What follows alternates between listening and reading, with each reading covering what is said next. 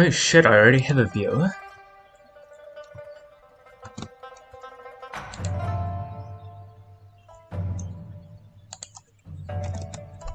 Sorry, I'm just sending out links to stream.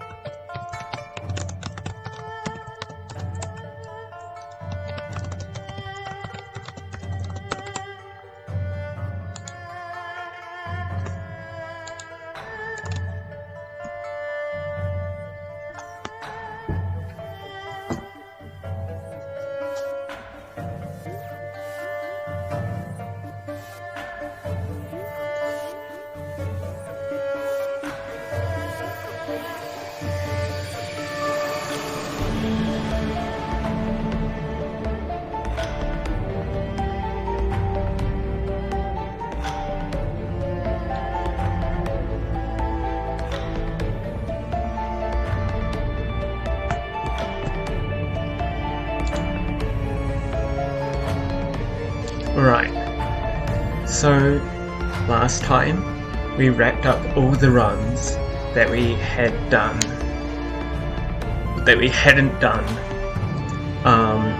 and now we're about to go track down the plastic-faced man, and yeah,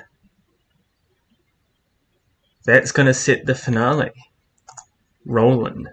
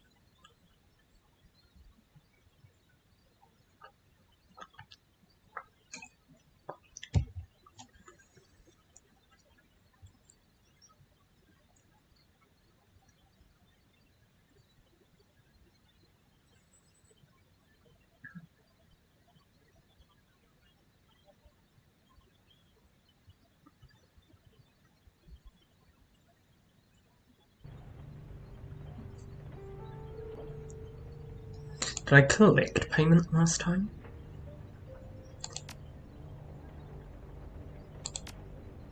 No?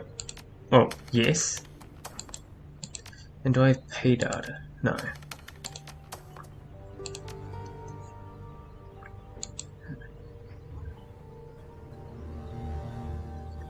It's been a while since I've played, I'm gonna be honest. I've been a little stressed. Just a tad.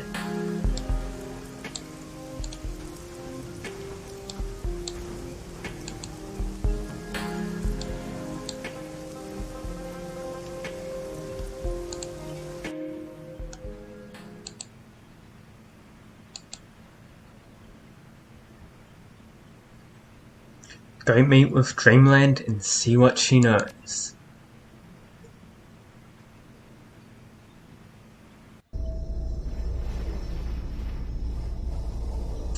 The tenement that Dreamland lives in smells of mold and desperation. The people living here are the kind who don't want to be found. Okay, this is the right place, Seattle. Emily, I think that's... Emily, yeah. Emily should be in the first apartment. Is she dangerous? She shouldn't be. Emily's a decker, yes, but she's really more into programming than she is into violence. Her handle is Dreamland, after all. She quit running last year. Something about some sort of activist activity that she used to be into, and a bunch of big money execs who are holding a grudge. Emily's from Berlin, but she moved to Hong Kong after the F state collapsed. The Shockwillen Writer. That's the group that she worked for. Wire's supposed to protect her, but they've got their own problems to deal with now. I guess that she decided she'd be safer on her own. I heard about the fall of the F-State. Sounds like chaos. For context, the fall of the F-State happens in Shadowrun Dragonfall, if I remember correctly. That's what I heard too. An experiment in sustained institutional anarchy? Great environment for a Shadowrunner, but it ended up just like communism did. Another pipe dream. The German government gave the corporations the go-ahead to invade, and they forced the anarchists to retreat to the eastern part of the city. Now Berlin's run by the corps, just like Hong Kong. I bet they wind up building a wall again. Wouldn't put it past them. Anything else we should know before we talk to Dreamland? No clue, really. I've never met her in meat space. Just be your charming self, I guess. I'm sure that everything will work out just fine.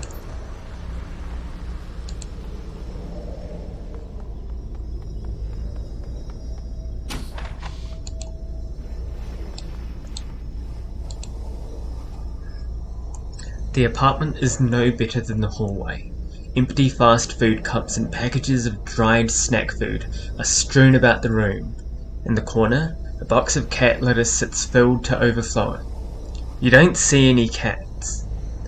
There's a patched together matrix terminal sitting on a stack of crates, connected to a banged up cyberdeck. Within arm's reach of the cyberdeck is a 20-something woman with pale white skin, dirty blonde hair, and a bleak expression. Emily looks at the deck slung across Isabel's back. So you're Isabel, huh? I didn't expect. The dwarf? Isabel coughs nervously. Yeah, I get that a lot. No, I didn't expect you to be so pretty. The woman has a soft German accent, which I will not be doing because... sorry. And a dour disposition. I should never have agreed to this, Isabel, she groans. I should never have even responded to your message. The oligarch swine who have been hunting me find out where I am. They won't find out from us. Uh-huh. Emily searches your eyes with her own. You can see the intelligence in there, but it's hard to get past her sullen manner. This is the woman I told you about. She needs the software that you developed to inhibit your cortical implant. She needs what? Her tone is sharp. Her eyes flash daggers at Isabel. I don't think I should be getting into this. I need your help, Emily. That's great, Seattle. Now go away. I got my own problems to deal with. She pulls out a near-empty pack of German cigarettes and lights the last one. In case you're not up on current events, I've got a kick line of mercs and bounty hunters after me. Messing around with the headwear that the Shockwillen Writer installed in me is the last thing on my mind. I mean, we've got a high enough charisma. Look, this is important. I need the software you created so I can find out what happened to my father. Your father, huh? Sounds rough. Is he dead? My brother doesn't think so. She nods knowingly. But you're not so sure, huh? Raw deal. She considers for a moment. Okay, give me a minute. Emily grabs her cyberdeck and jacks into it. Her jaw goes slack and her fingers hover over the keyboard, tapping keys at a blinding speed. When she finishes, she jacks out and ejects a data stick from the deck. She hands you the stick and a taser gun with masking tapes wrapped around the grip. Modify this taser with it and use it on your target. The jolt should stop the memory wipe process before it starts. I feel bad not paying her. So, Here's a little something for your help. Thanks, it'll help. I wish every problem was that easy to solve. So we've got the Neural Inhibitor. A custom-made weapon, usable at mid-range. Deactivates the target's neural wipe and leaves them stunned. The effect takes 3 rounds to sedate the target.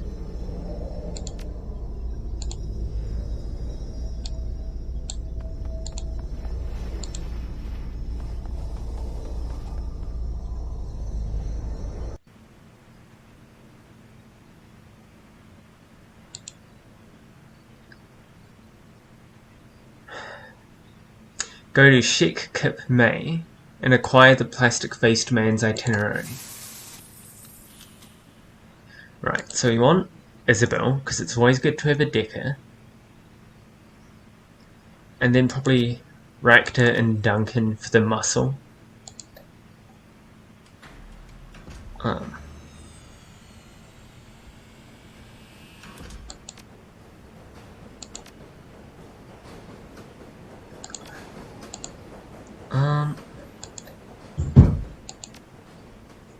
Hold on. I have to go equip the Neural Inhibitor. Ugh.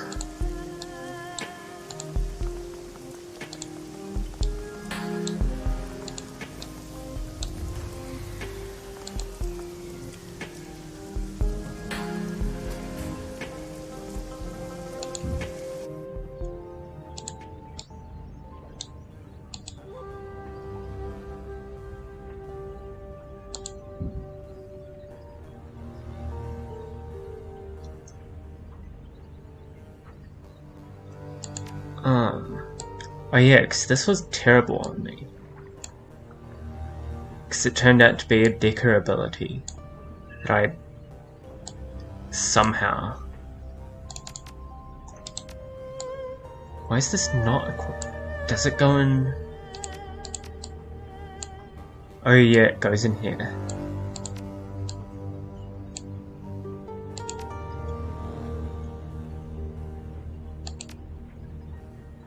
How much New Yen do we have? A fair amount. We might want to go to Crafty's shop and see if she has anything we can pick up as well.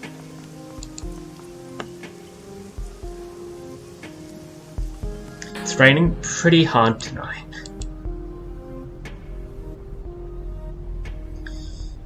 Hey there, still don't have any new information on the Yama Kings or the Dreams.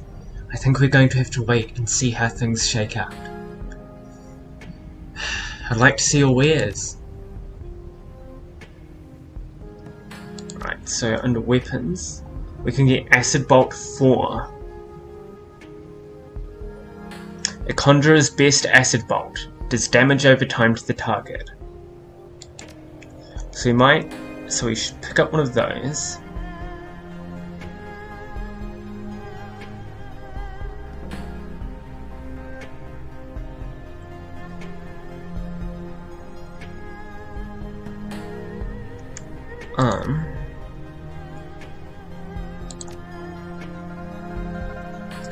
And the Hellstorm Barrier, which should replace my, I think, Lightning Barrier.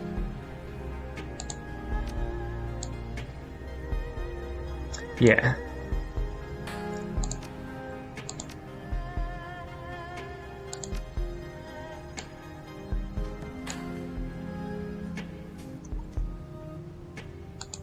And then sell off the stuff I don't need anymore.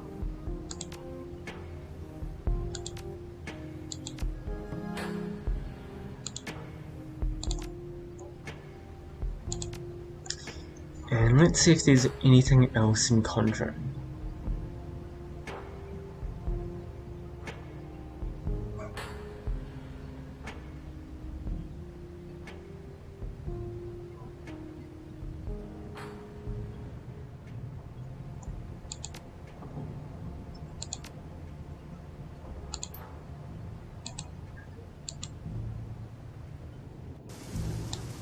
Right. It's a shame that we can't, like, stick the neural inhibitor on Duncan or something. Someone that has better aim than us.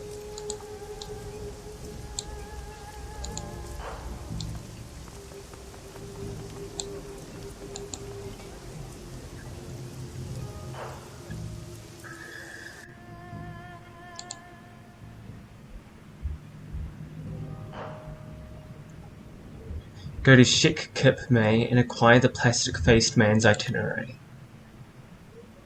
So, we want a Decker, and we want Ractor and Duncan for muscle.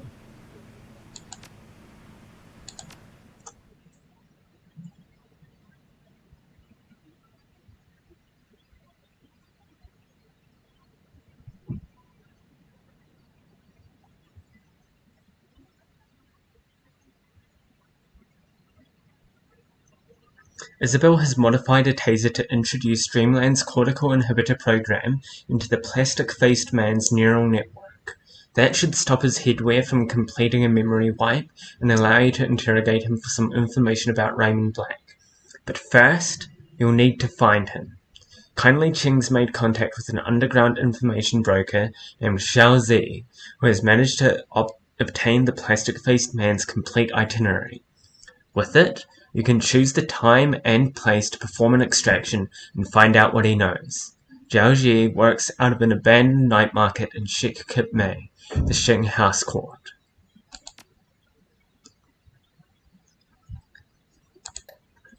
Right, so, can I put this on Duncan? Yes. Duncan has the best aim out of everyone.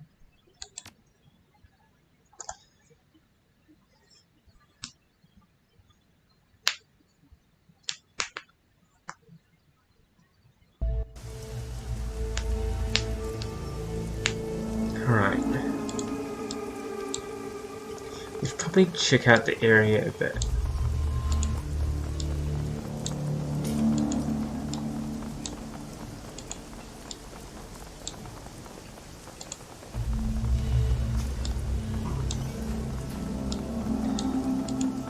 This looks like it might be a dead end. Oh whoa, what's this? The Emporium. Strange looking elf. Oh, I know I got what you need. As soon as you walked into that door, I was thinking, I know exactly what that woman is looking for. No doubts, no questions. It's you. You are that woman. The one with the need. The hunger. Now, what brings you into Zark's fine emporium of exotic potables? Wait, I thought you already knew? You look like the type who wants some jazz. Some kamikaze, some cram. Real heavy stuff. I'm not in that business anymore. I'm all about the mellow. Relaxing the world. It's crazy out there these days.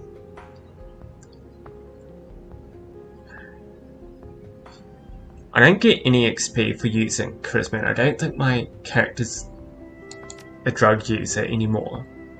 So, he only has Bliss and Relaxin'.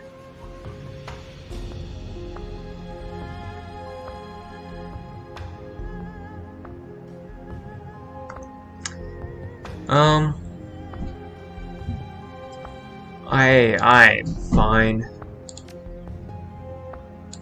I walked in here because I'd never actually seen this shop in my first playthrough.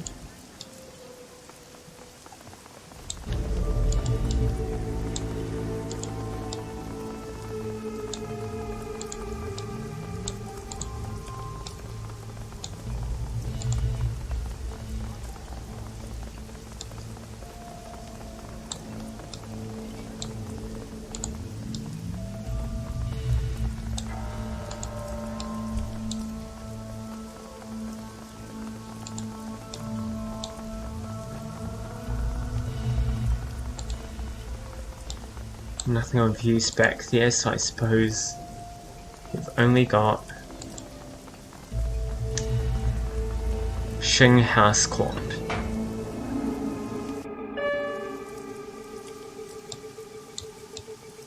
Immediately went to the top floor.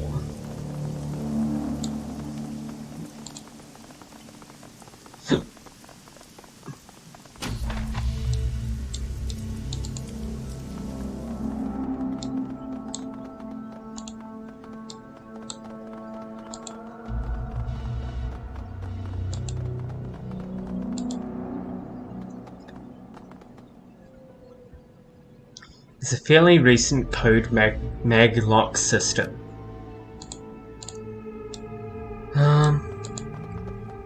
The boss is in the back, going through.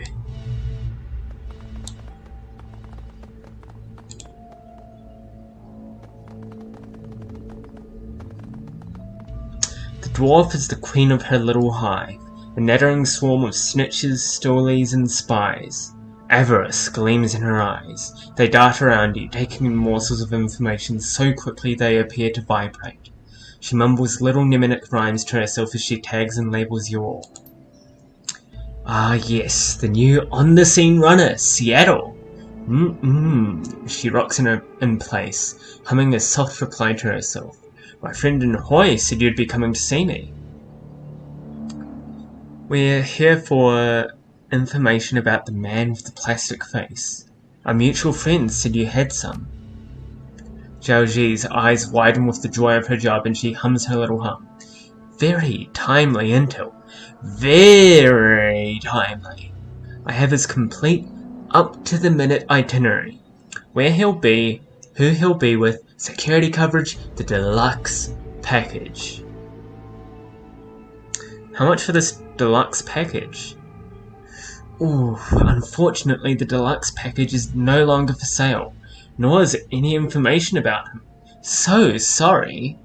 Zhao Zi's expression oozes with cunning. I received another offer. A better offer. To take it off the market just before you arrived. From whom? Li Tai Lung's client. I believe you know the company. I feel really bad about this, but the offer was too good to pass up. Way too good. You don't want to work with Josephine saying. That's the thing, Seattle. I do. Attaching myself to her is smart. Very smart.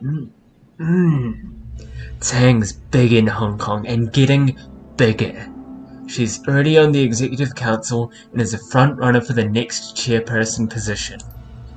Zhao Zi's fumbles with her fingers a bit more. She can't make eye contact with you. And all I need to do is make sure that you don't walk out of here alive. Ambush!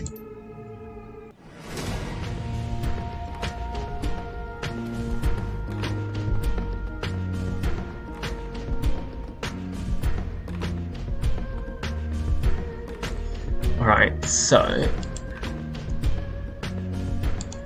I think I'm going to use my grenade launcher.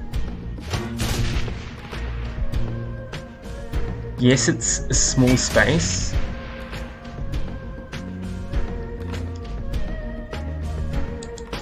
but it's probably worth it.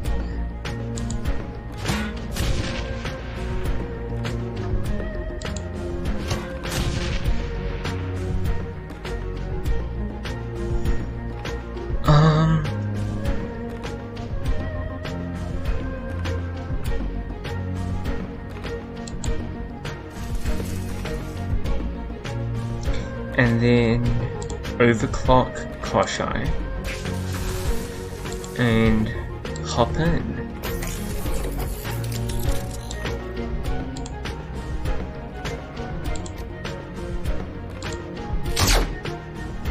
Ugh.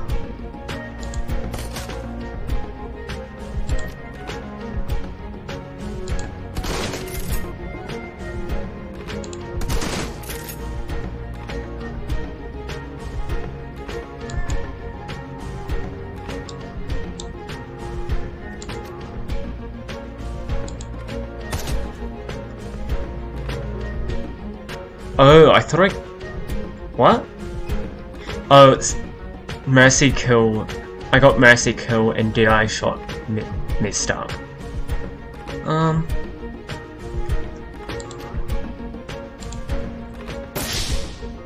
Really?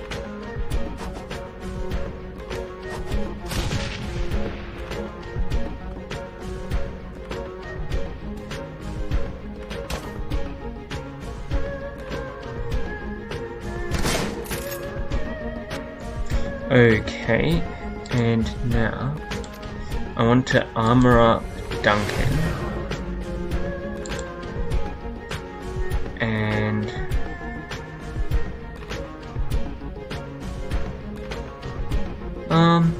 yeah. Oh, we can't put haste on Koshai? Might as well heal Duncan as well. And then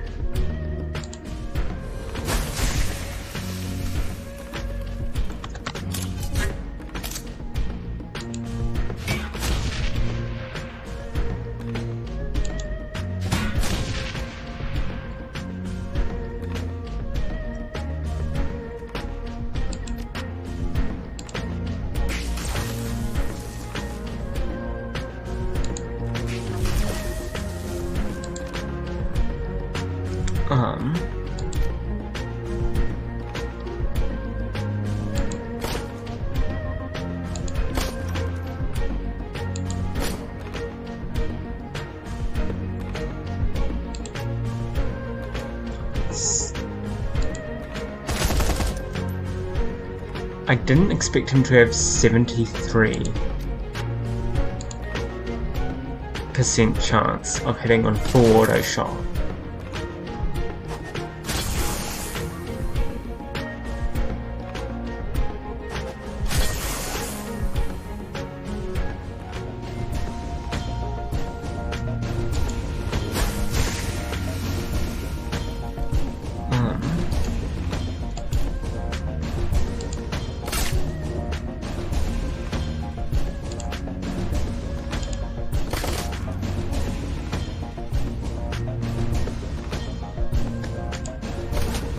Did Isabel not take any damage?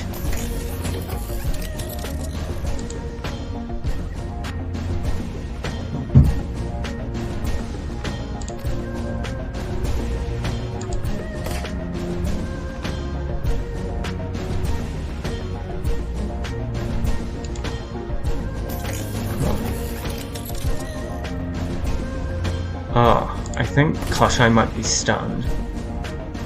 Or something.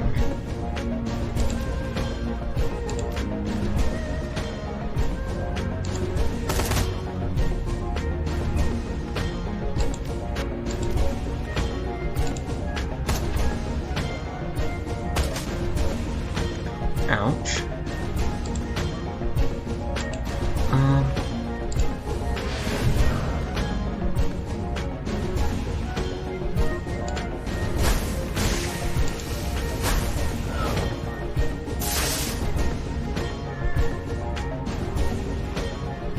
It's far enough away that I can risk a grenade.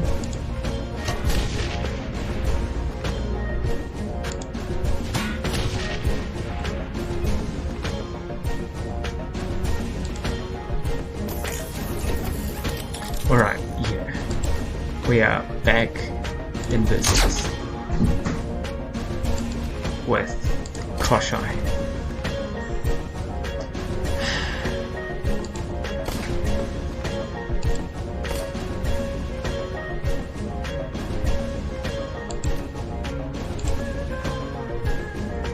That is such an overpowered ability, honestly. Even if it doesn't always work.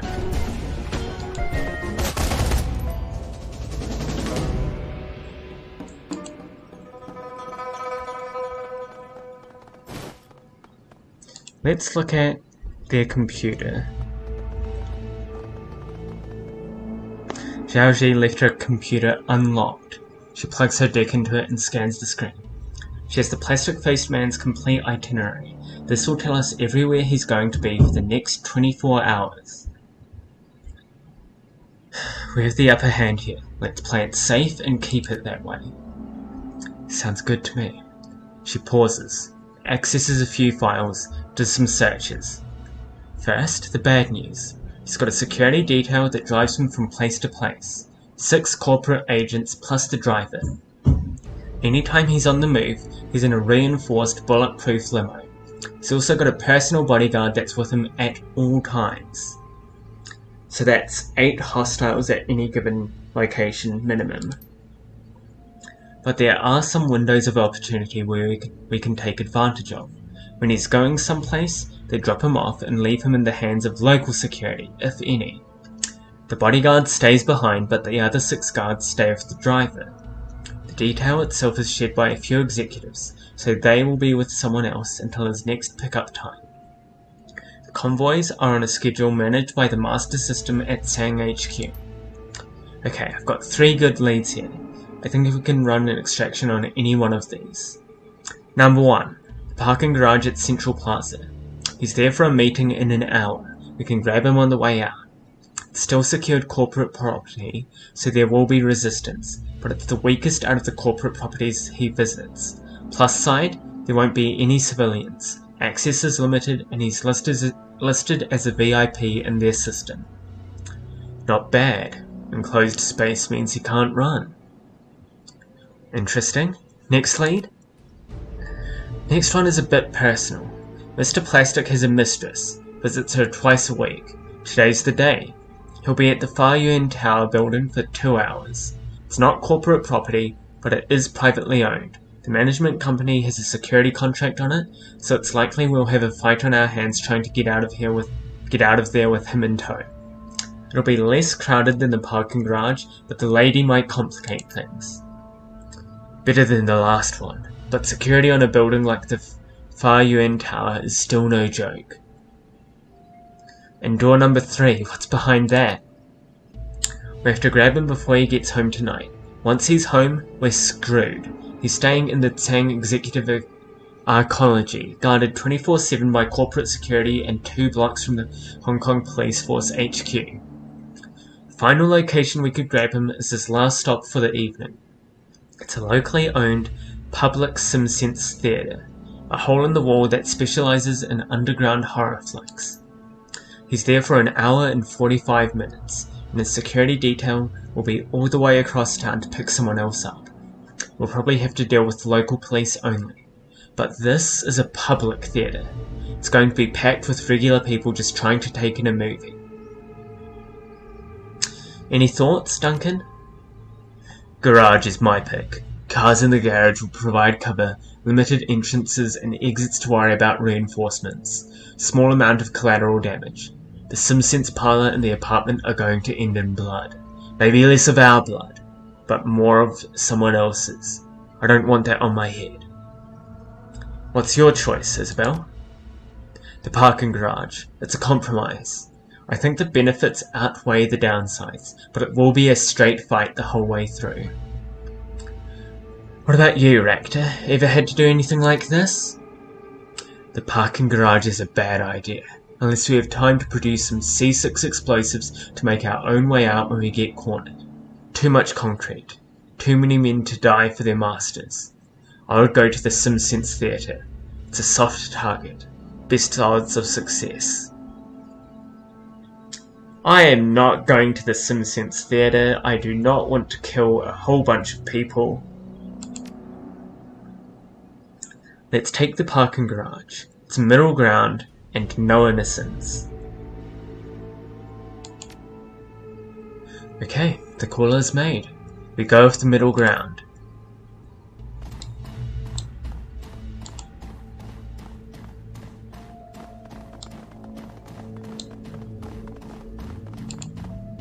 I think we picked up the broker's code.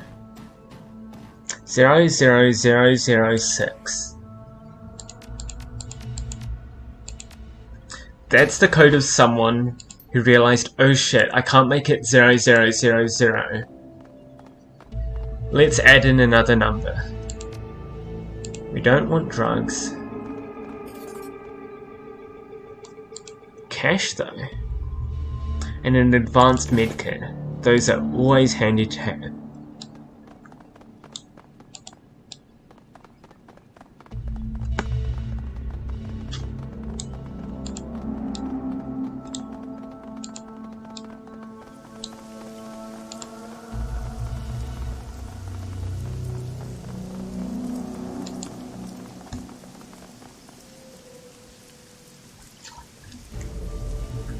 Head to the parking garage to capture Lee Tai Lung, the plastic-faced man.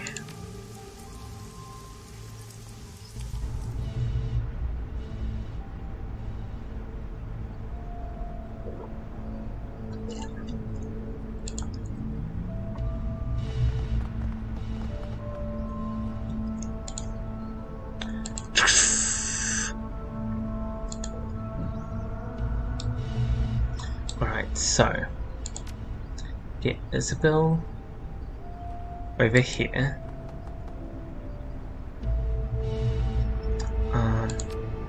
Get Rakta back here and plugged into Koshai.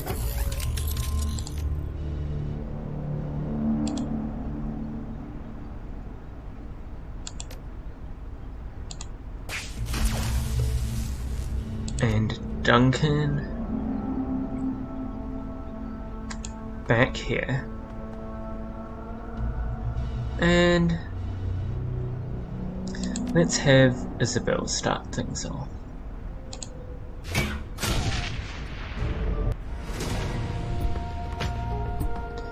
Alright, oh, I don't have a line of sight on him.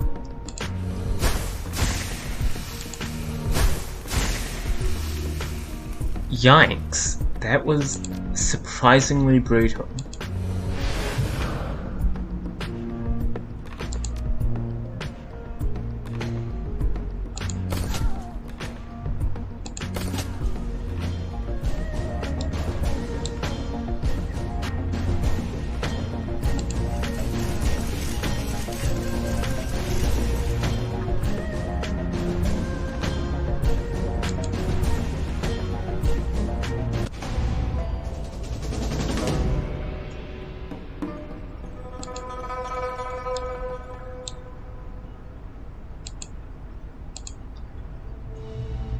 So he took those two down quietly without anyone finding it out.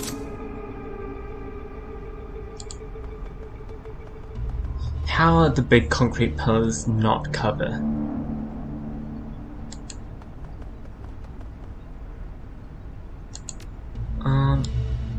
Send Koshai ahead.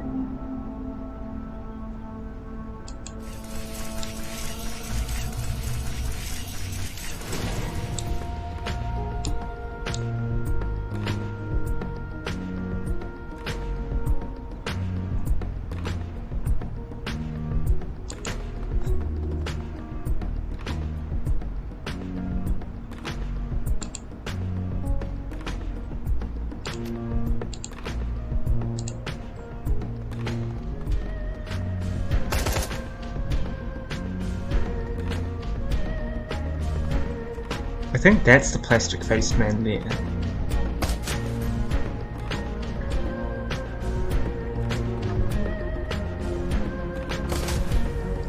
Ouch. Secure Mr. Lee!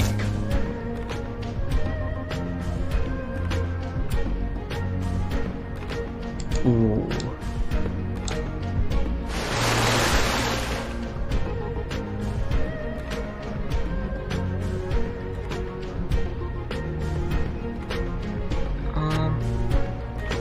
It's got 4 AP, so I think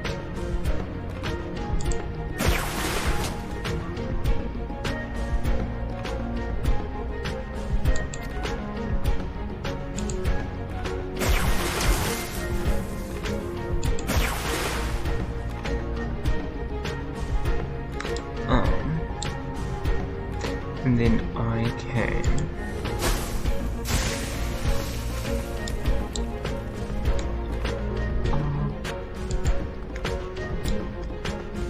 and it's not great cover, but it's a good vantage point, so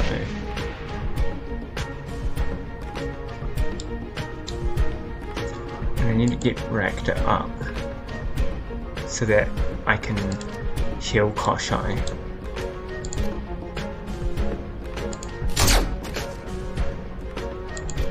That was surprisingly a lot harsher than I thought it would be.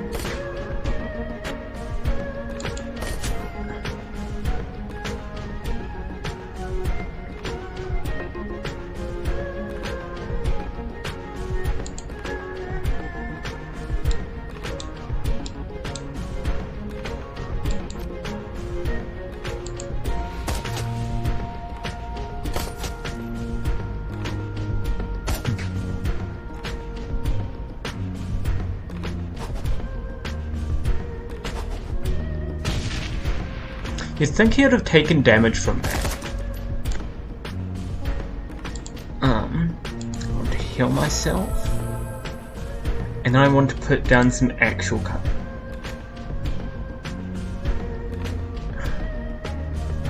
Oh, do I have...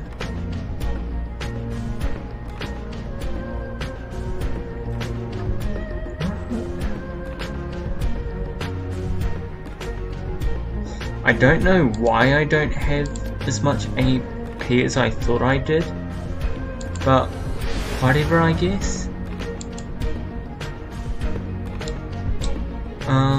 And fuck.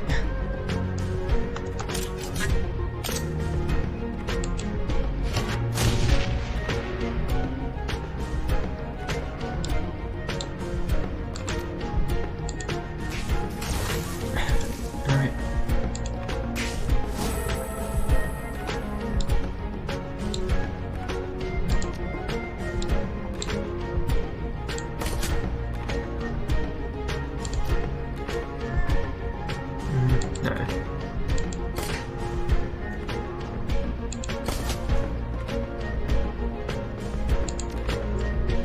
And also, I just realised, but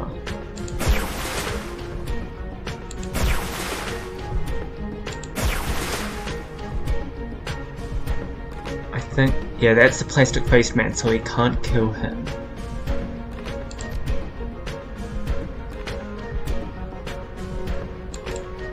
At least, not yet.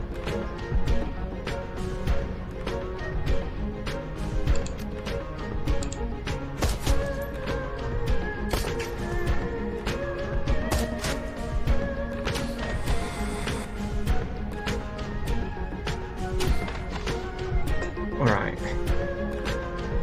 I want to move up and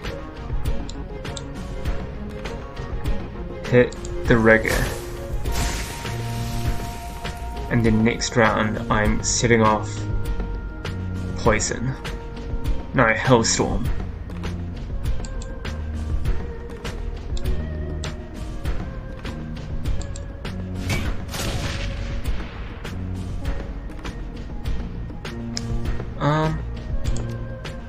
Let's have Raptor stay there, but Koshai move up. And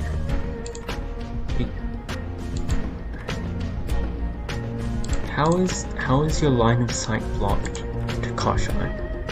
Oh, because you're there. Never mind.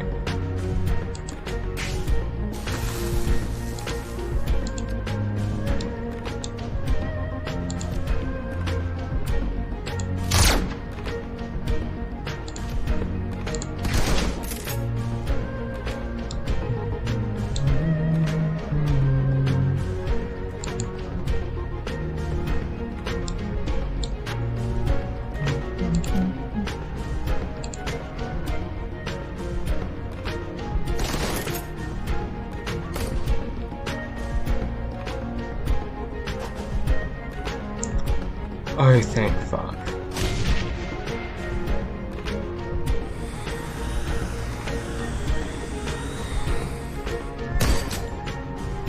Ouch.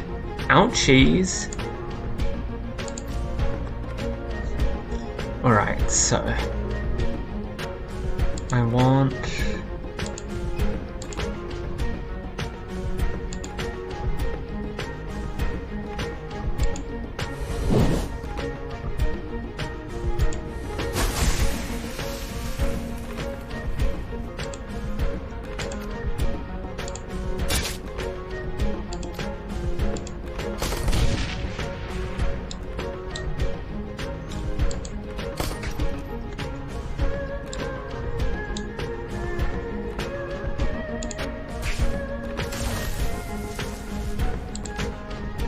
Now, can I take a pot shot at anyone with my actual gun? Yes. Damn, I didn't expect that to hit. But we want to put the Knight Errant Sniper down as fast as possible.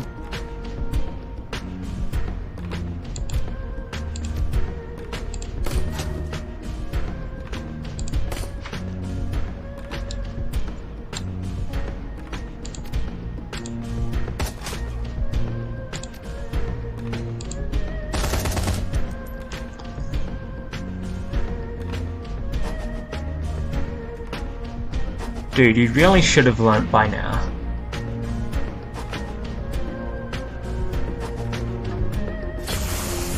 Oh wait, it's...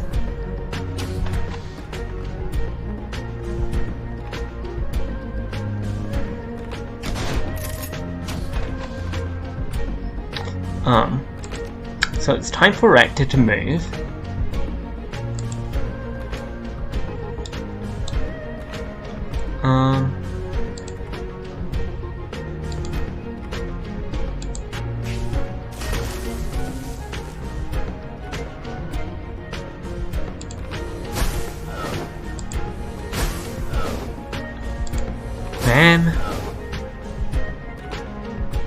Ma'am, this is a Wendy's.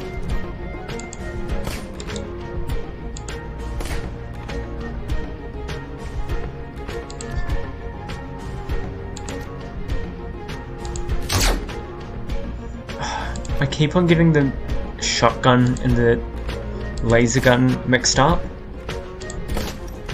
because they look similar.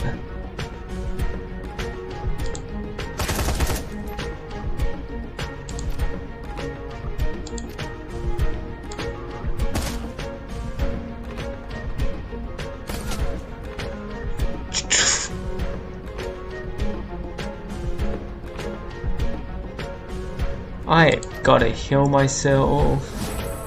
Holy heck.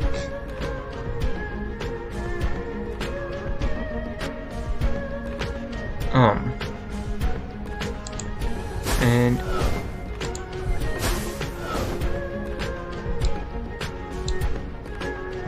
get Raptor to move away so he can throw a grenade there.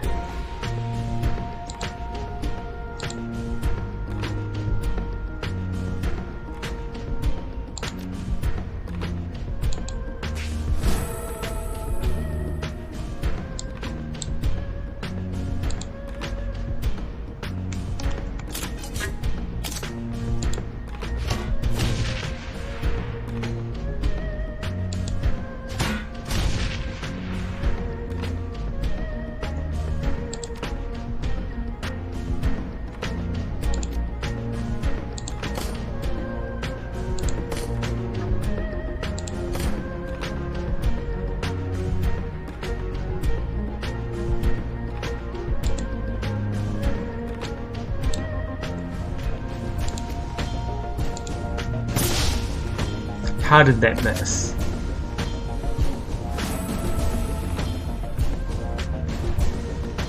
Oh.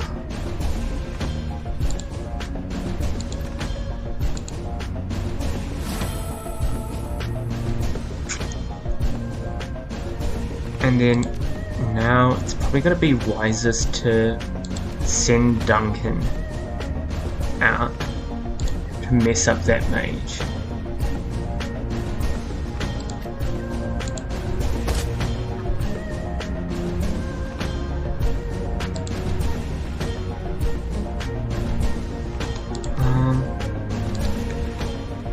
Yes.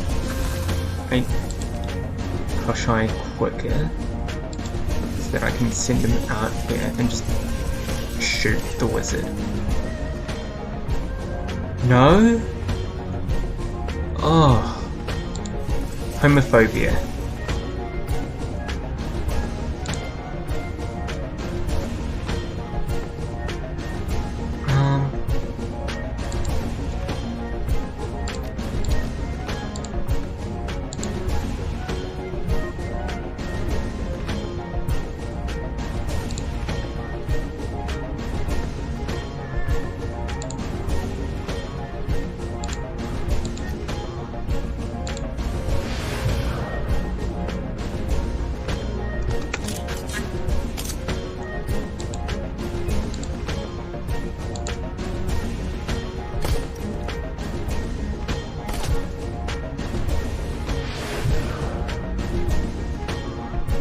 Alright, so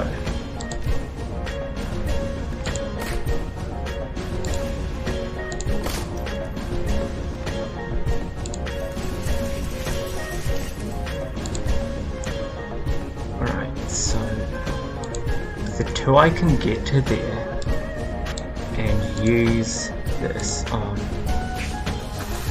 you. And do I have any flashbang? Does anyone have a flashbang? No.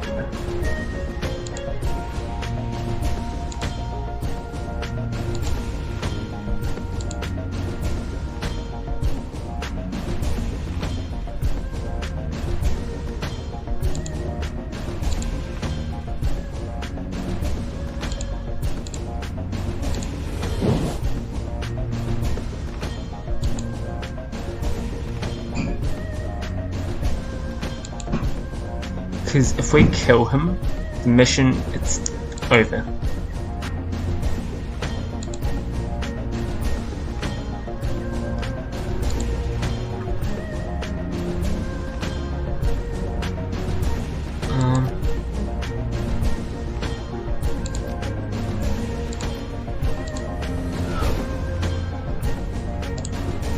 Duncan's hand-to-hand combat.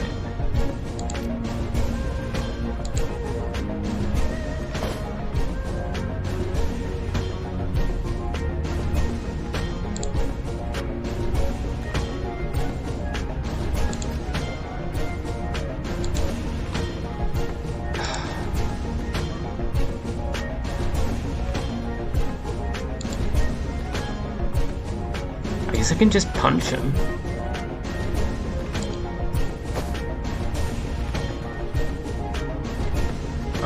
We'll probably want to armor up Duncan.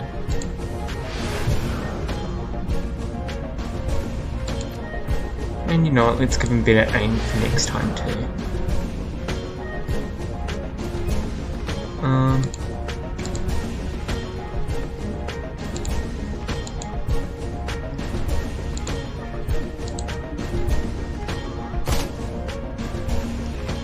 What?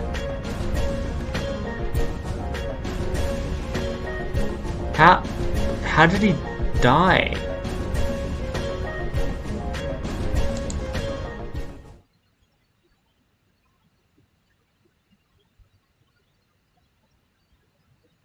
I have no idea what just happened.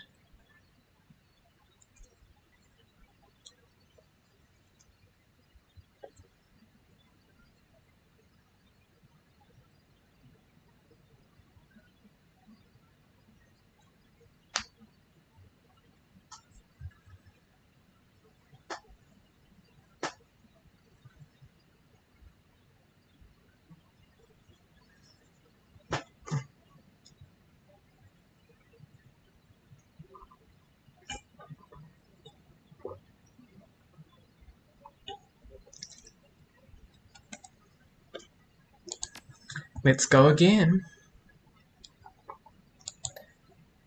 Put this back on Duncan. Oh, that opens up a slot for another basic medkit for me.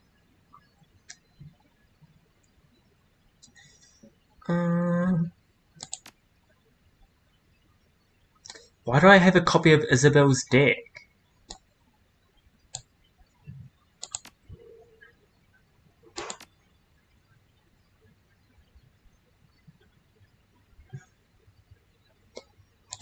I think I got these two just from the game glitching. Don't know how.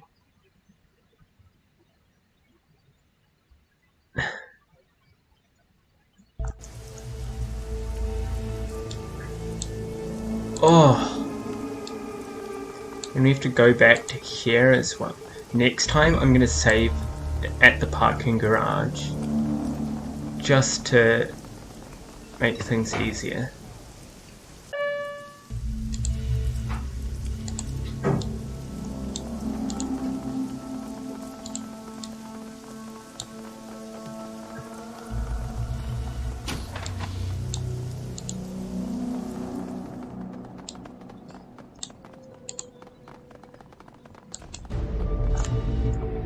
Sup, dude?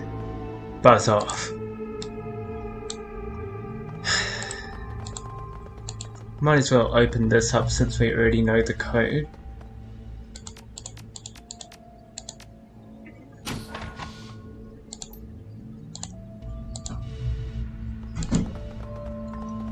all we really want is this. And this.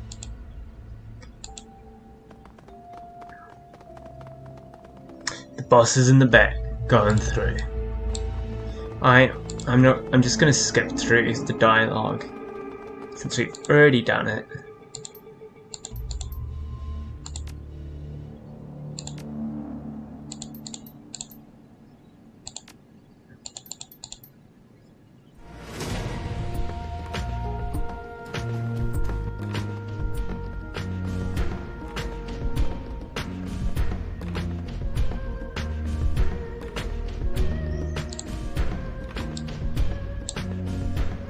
Can I completely block him off?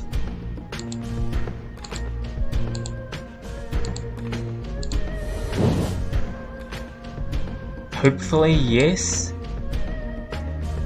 But I shouldn't count on it.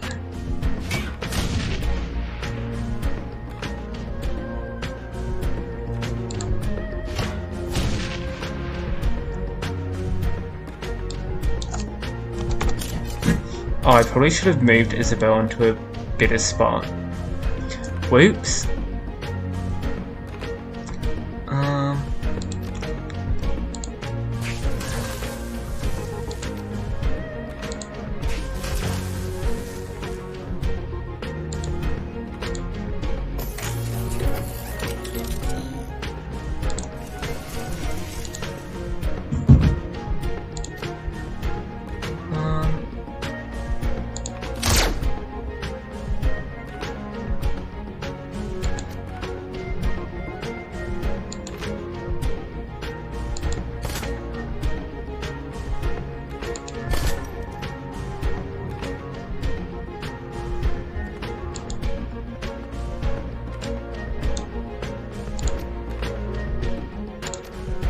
No.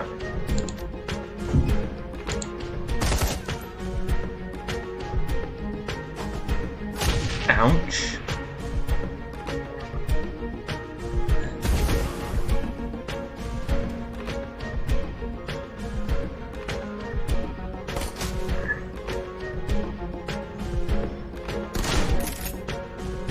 Ouch. I'm healing up Isabel. Because I like her more than I like Rector.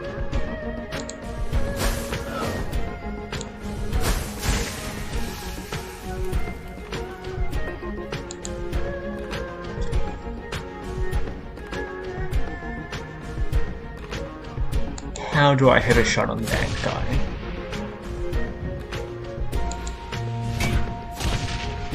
By all accounts, it doesn't make sense.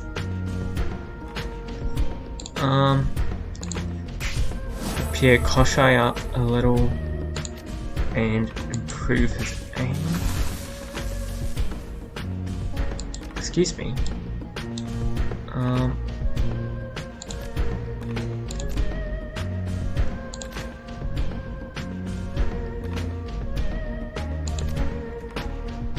Okay.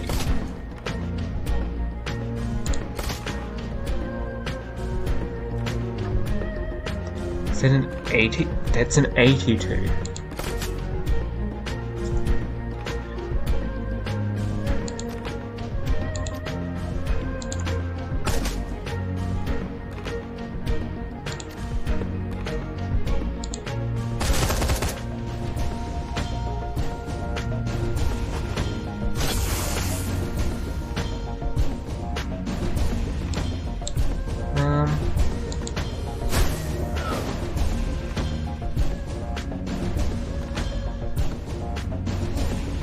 And I don't. My cooldown on healing isn't up yet, so I suppose I'll just. I don't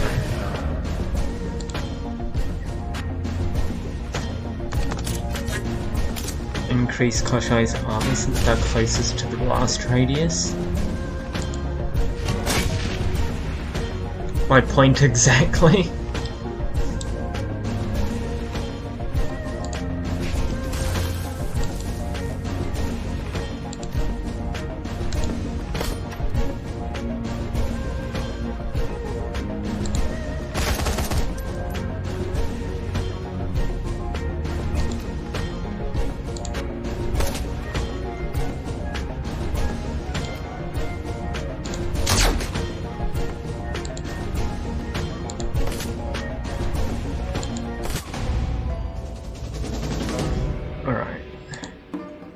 We might as well go pick that up, since it's bad to have litter.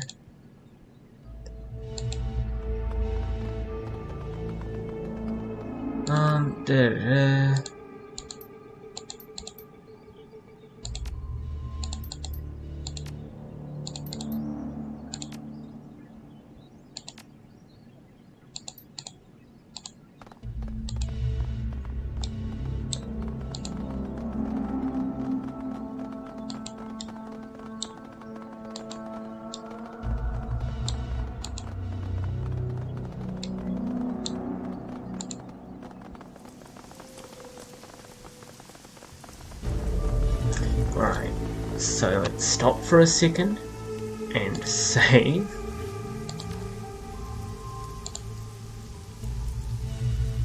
Spent 137 karma?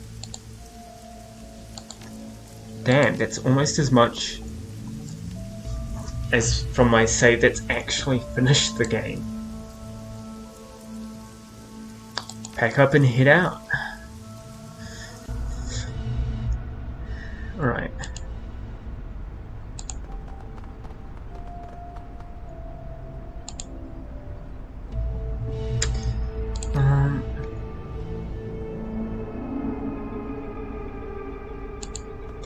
Get Isabel positioned there. Get Racked into position. How did they notice? Unless that's just the hey, you're in combat noise, and that gets triggered when you leave stealth. Did I forget to jack into... I forgot to jack into Rakta. I mean Koshai. Oopsie.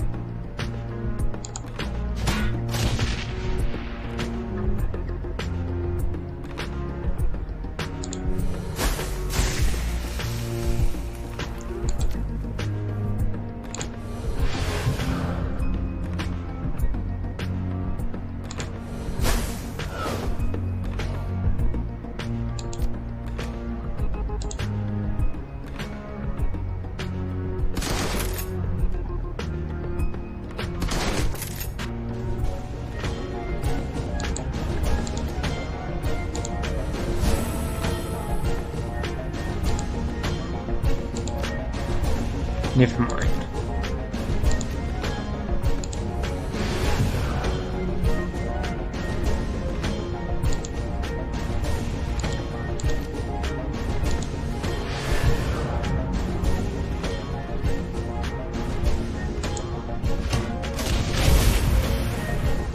Oh!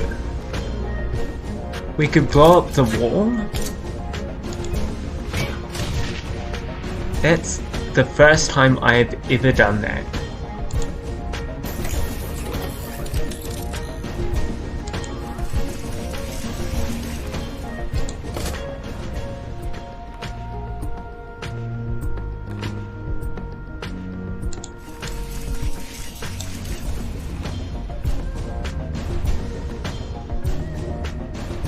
Oh no, that's Rakta.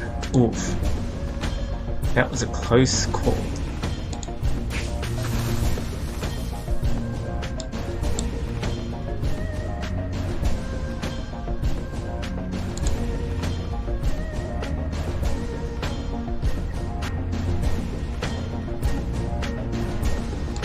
I mean, if I had 99 chance to hit it, I might as well.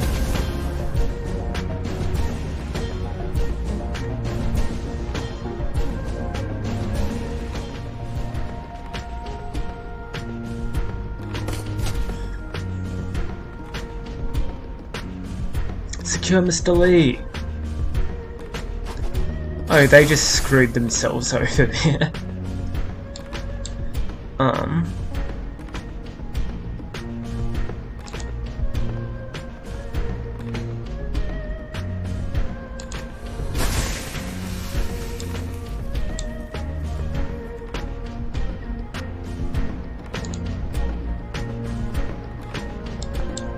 And as much as I love the grenade launcher, It's a bit much of a risk there.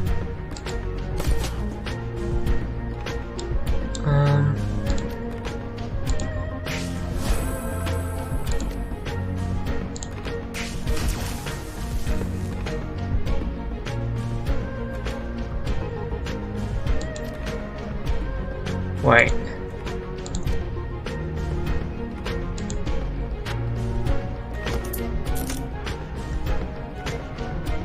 Hold on. Oh, right. Yep, you know what? That's fair.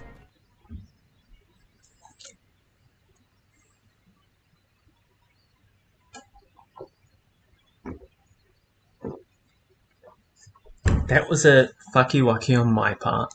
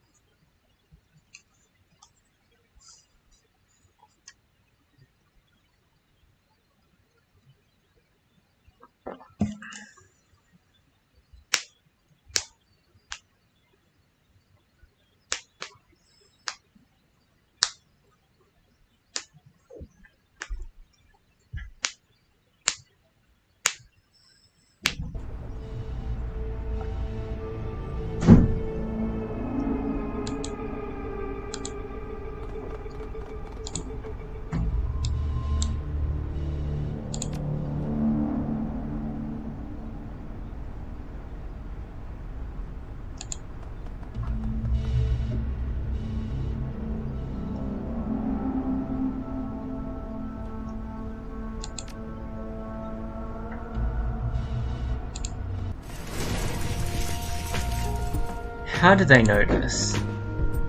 That's my question.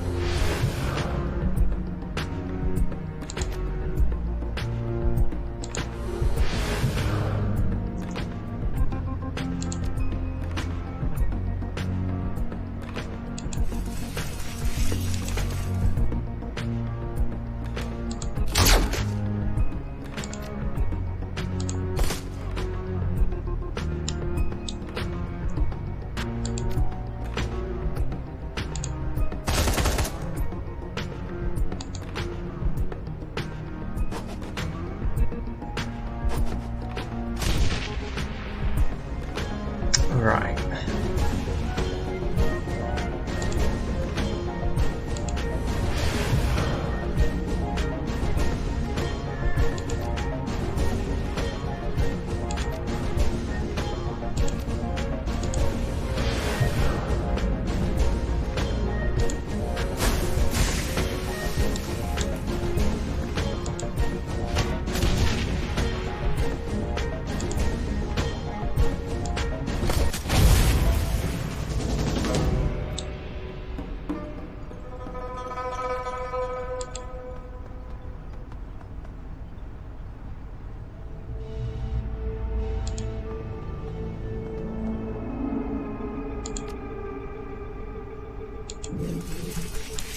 You'd think they'd be alerted to a massive hole in the wall. But no.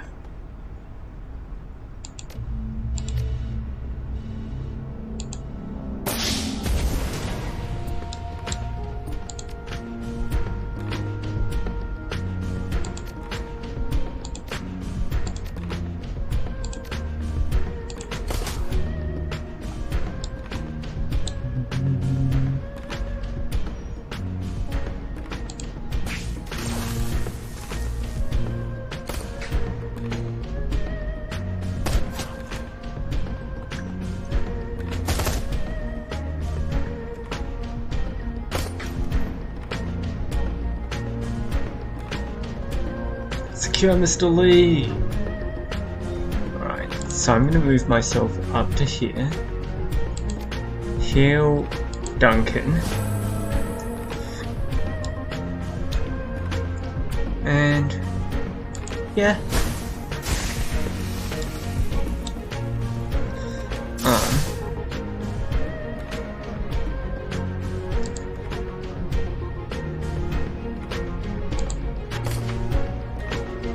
Sorry, my mistake.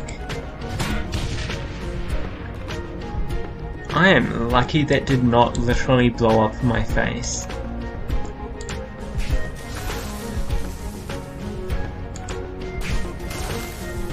I was supposed to repeat. Fuck. Oh well.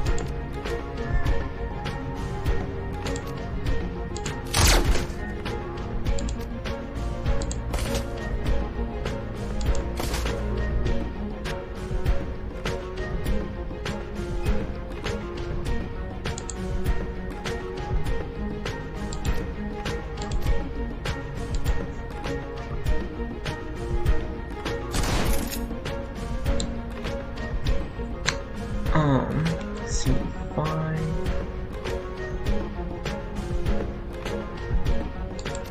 Yeah, let's go with this fella over here.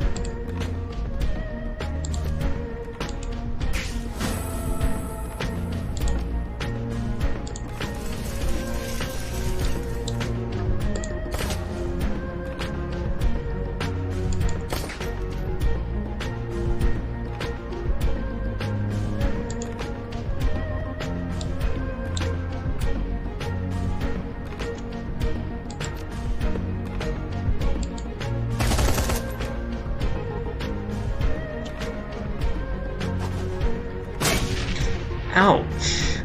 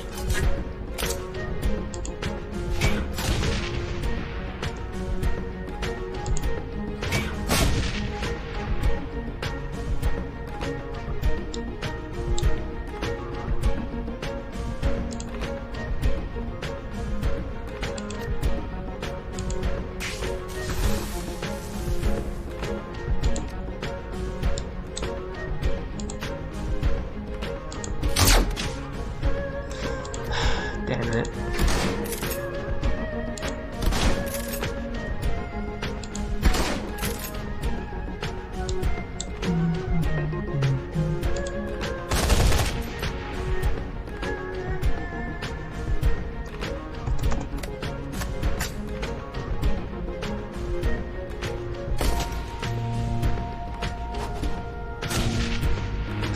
Ouchies.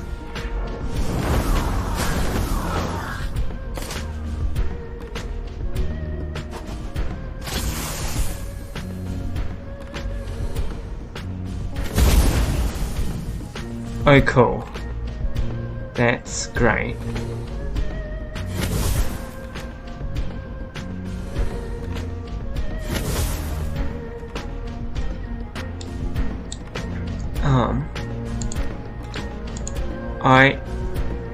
I don't...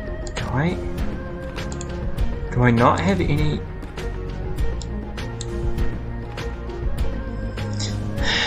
I don't have any way to resuscitate myself.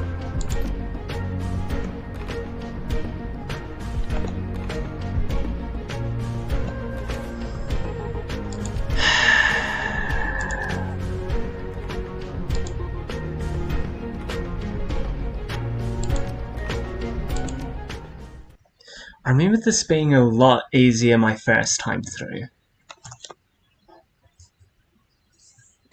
Although I think I might have accidentally killed the plastic-faced man a couple of times then too.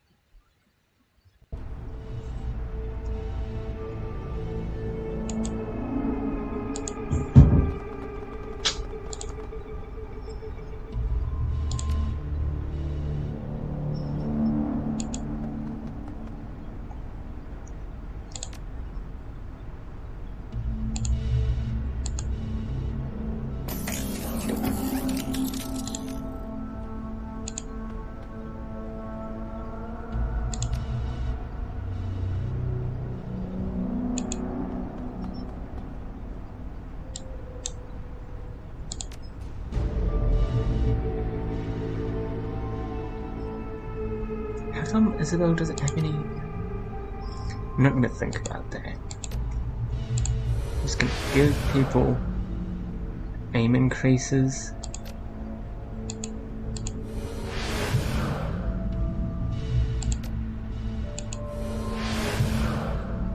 And then end the turn.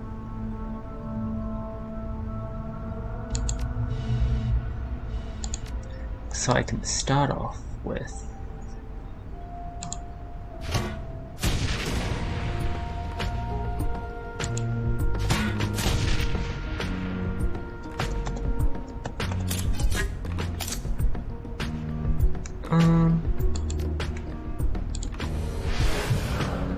let's give that to Isabel. And also give her extra armor.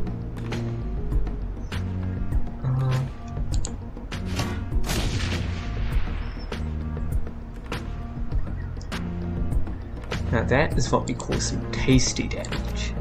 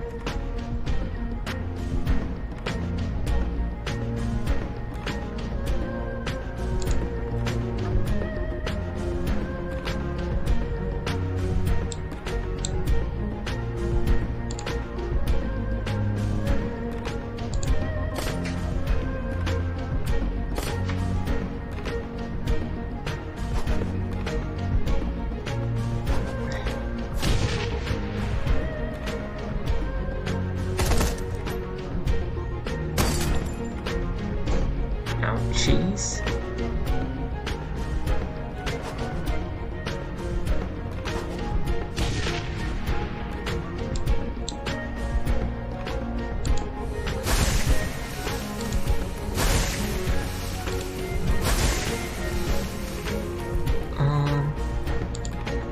Send Isabel out here.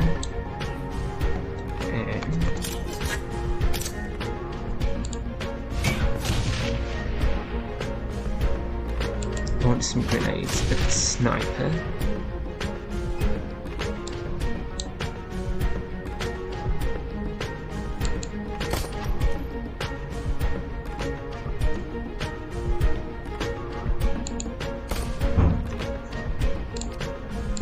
Actually, yeah. Start off with this. How did you survive, sir? That was incredibly rude of you.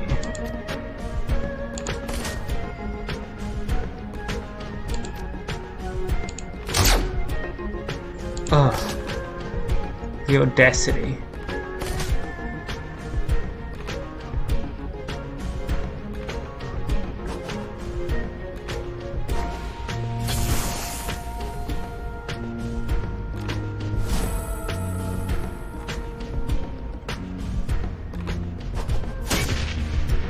Ouch. And Duncan. Well, let's heal Isabel. And then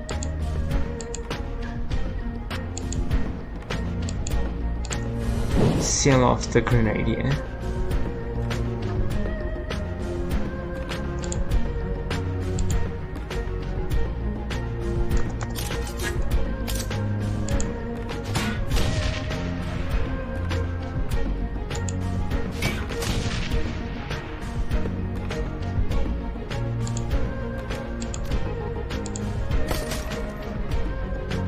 Right, so now we've got him out of the way. Oh my god! I didn't expect Raptor to do that well.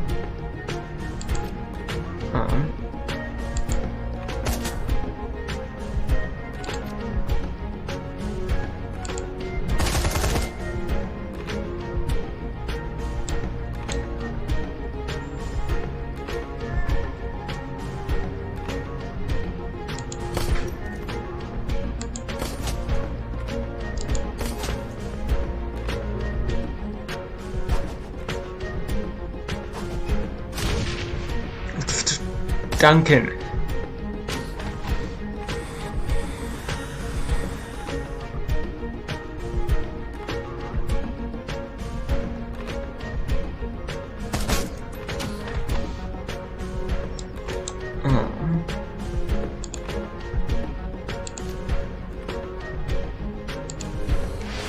Let's give Isabel some armor.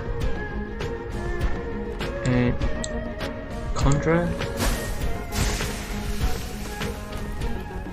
can F. But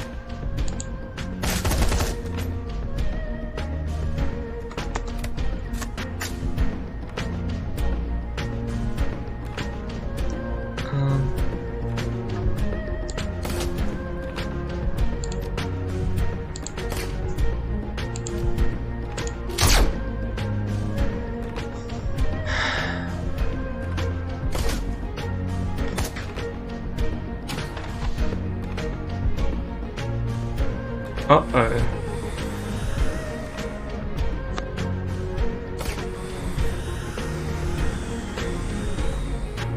Reactor is no longer in the safest spot. And also, I've taken some ouchies. You know what? I might as well summon the mummy.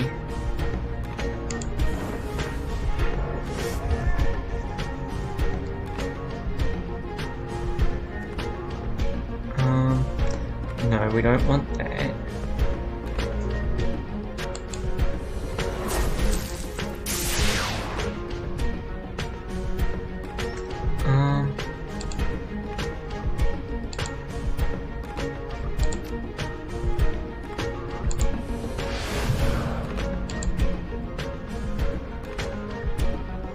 Oof. Almost made a big mistake.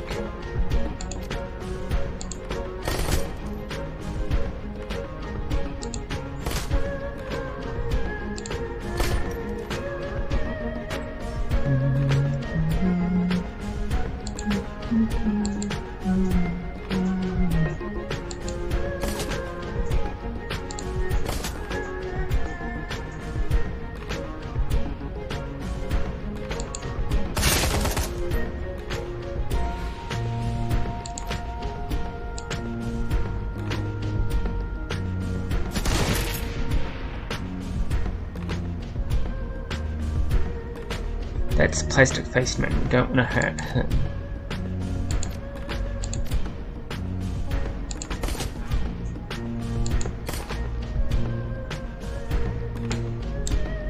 Oh.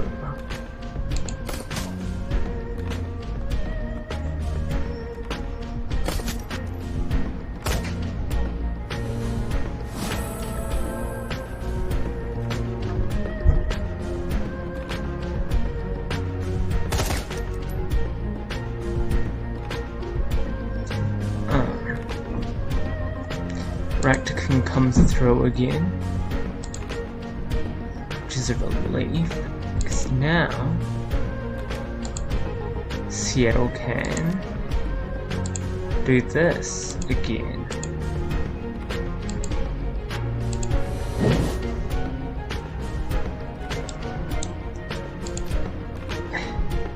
Anyone else would? Not really. Would it be better to use? Probably.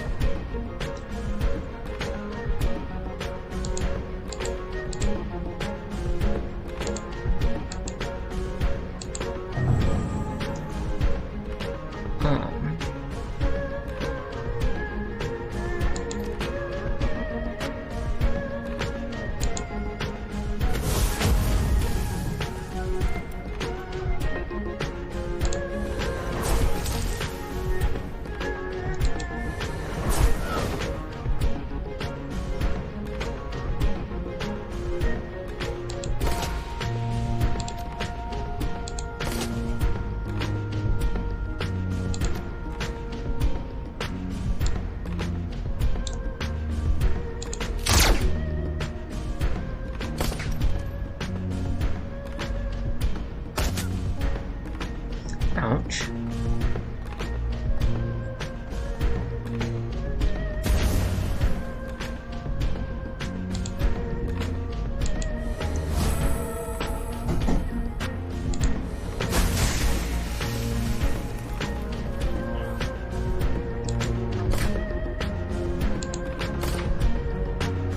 Isabel.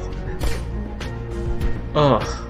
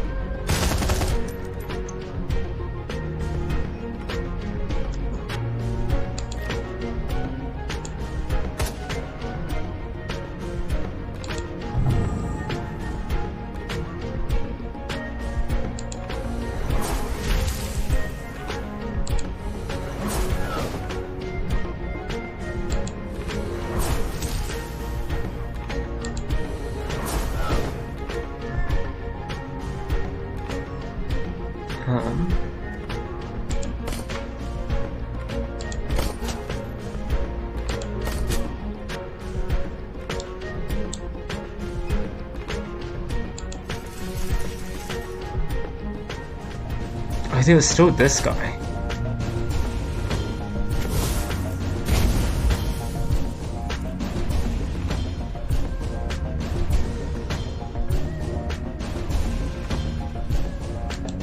And...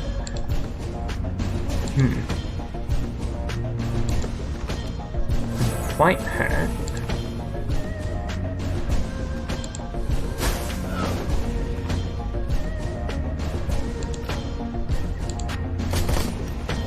Oh, I did it,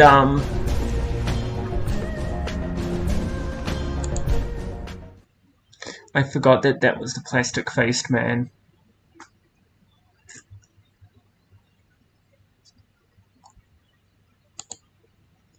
I feel like the longest part of this stream is going to be this specific mission.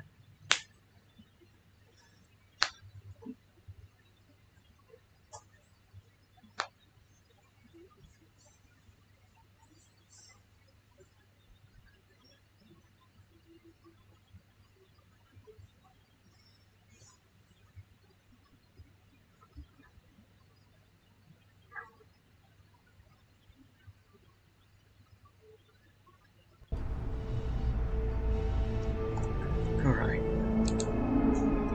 Let's try that again.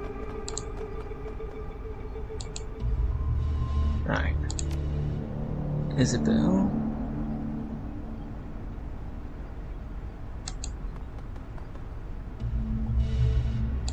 Racted.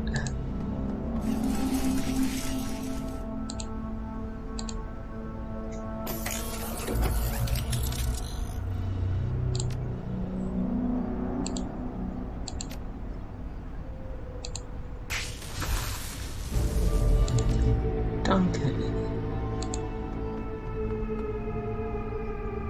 And then have Isabel kick it off with a big... Wait, no.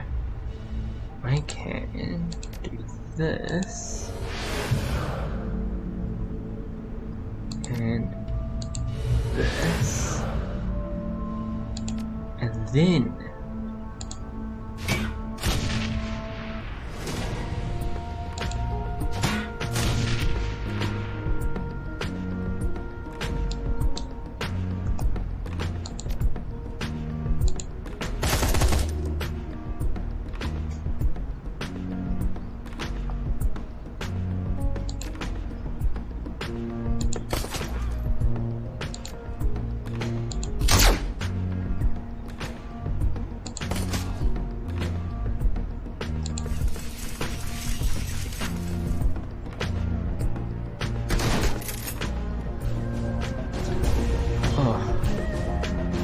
he has made a bit of a mistake.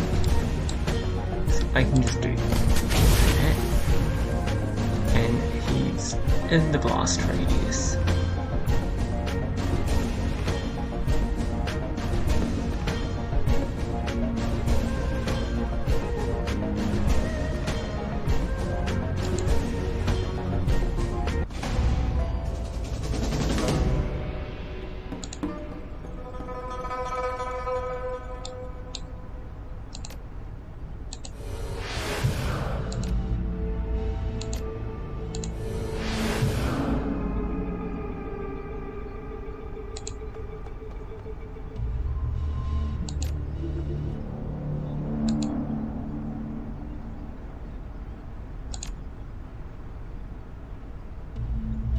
Oh.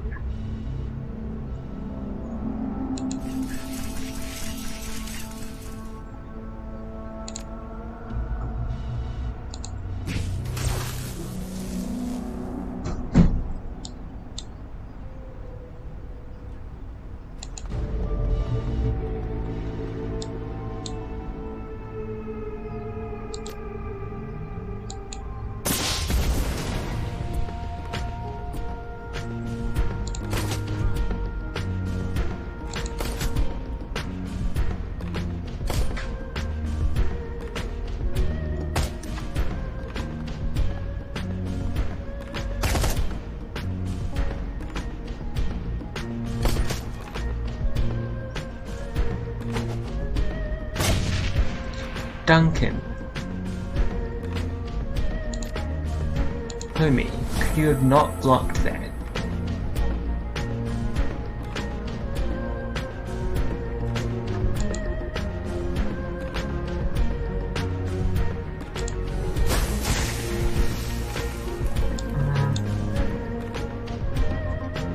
Isabel, come in here.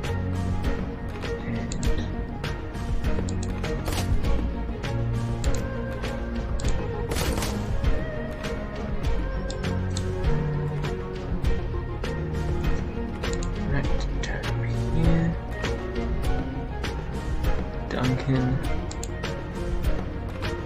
here.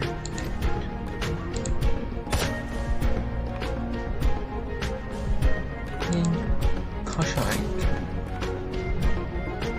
over here.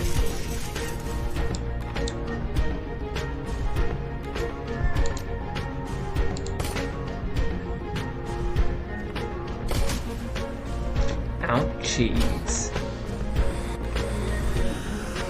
Huh. He's coming out early this time.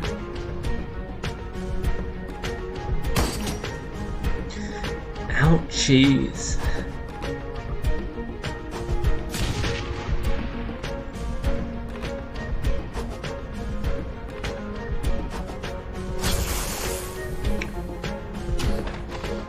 Alright. I'm the most wounded. Also, do not have a cooldown on my health yet.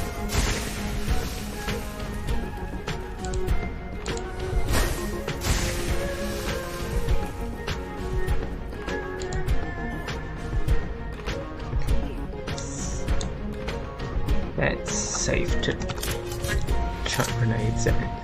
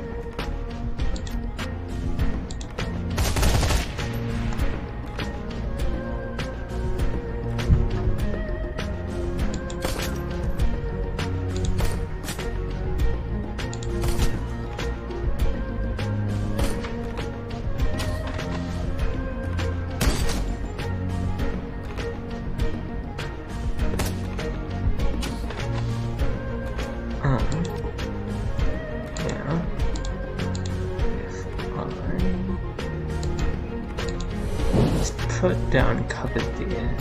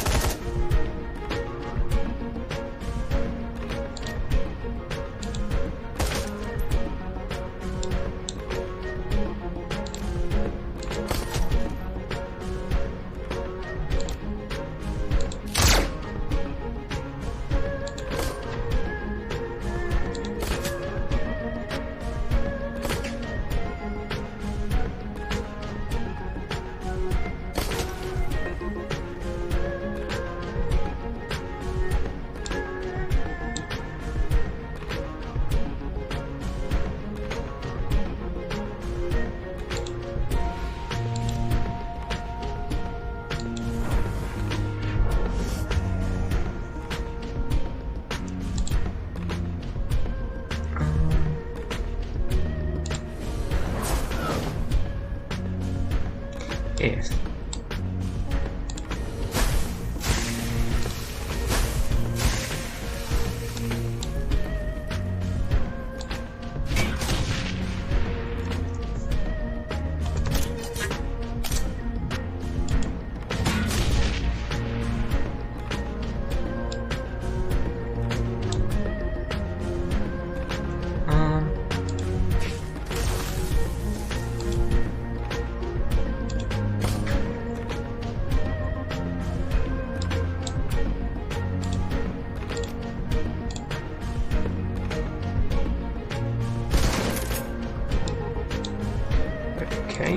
Cool. Ah.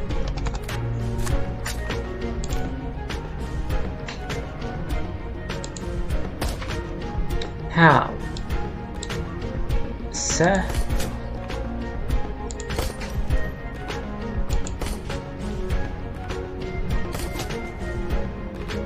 Okay, and I need to heal up pretty soon.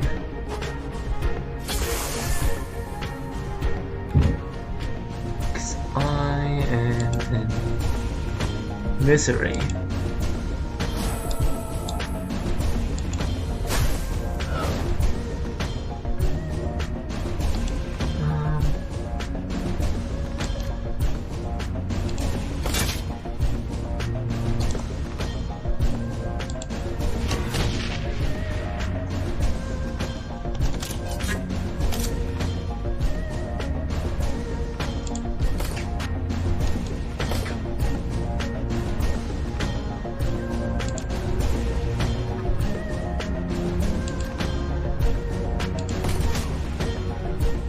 Right, and now Duncan can move it here and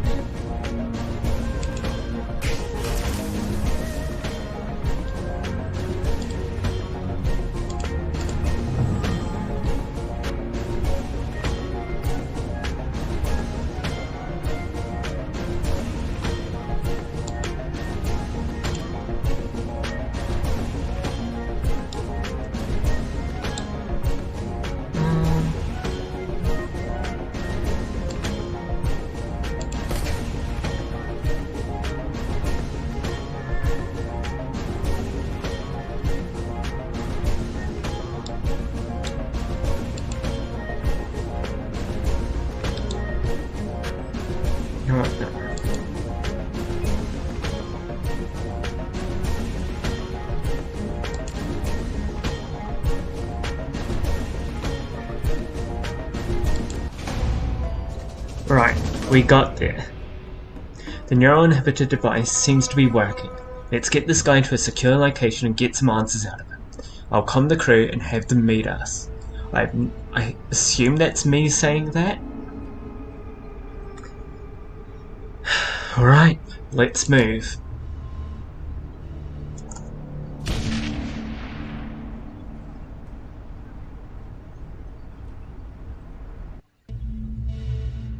I can hear my flatmate watching Shadowrun in the background.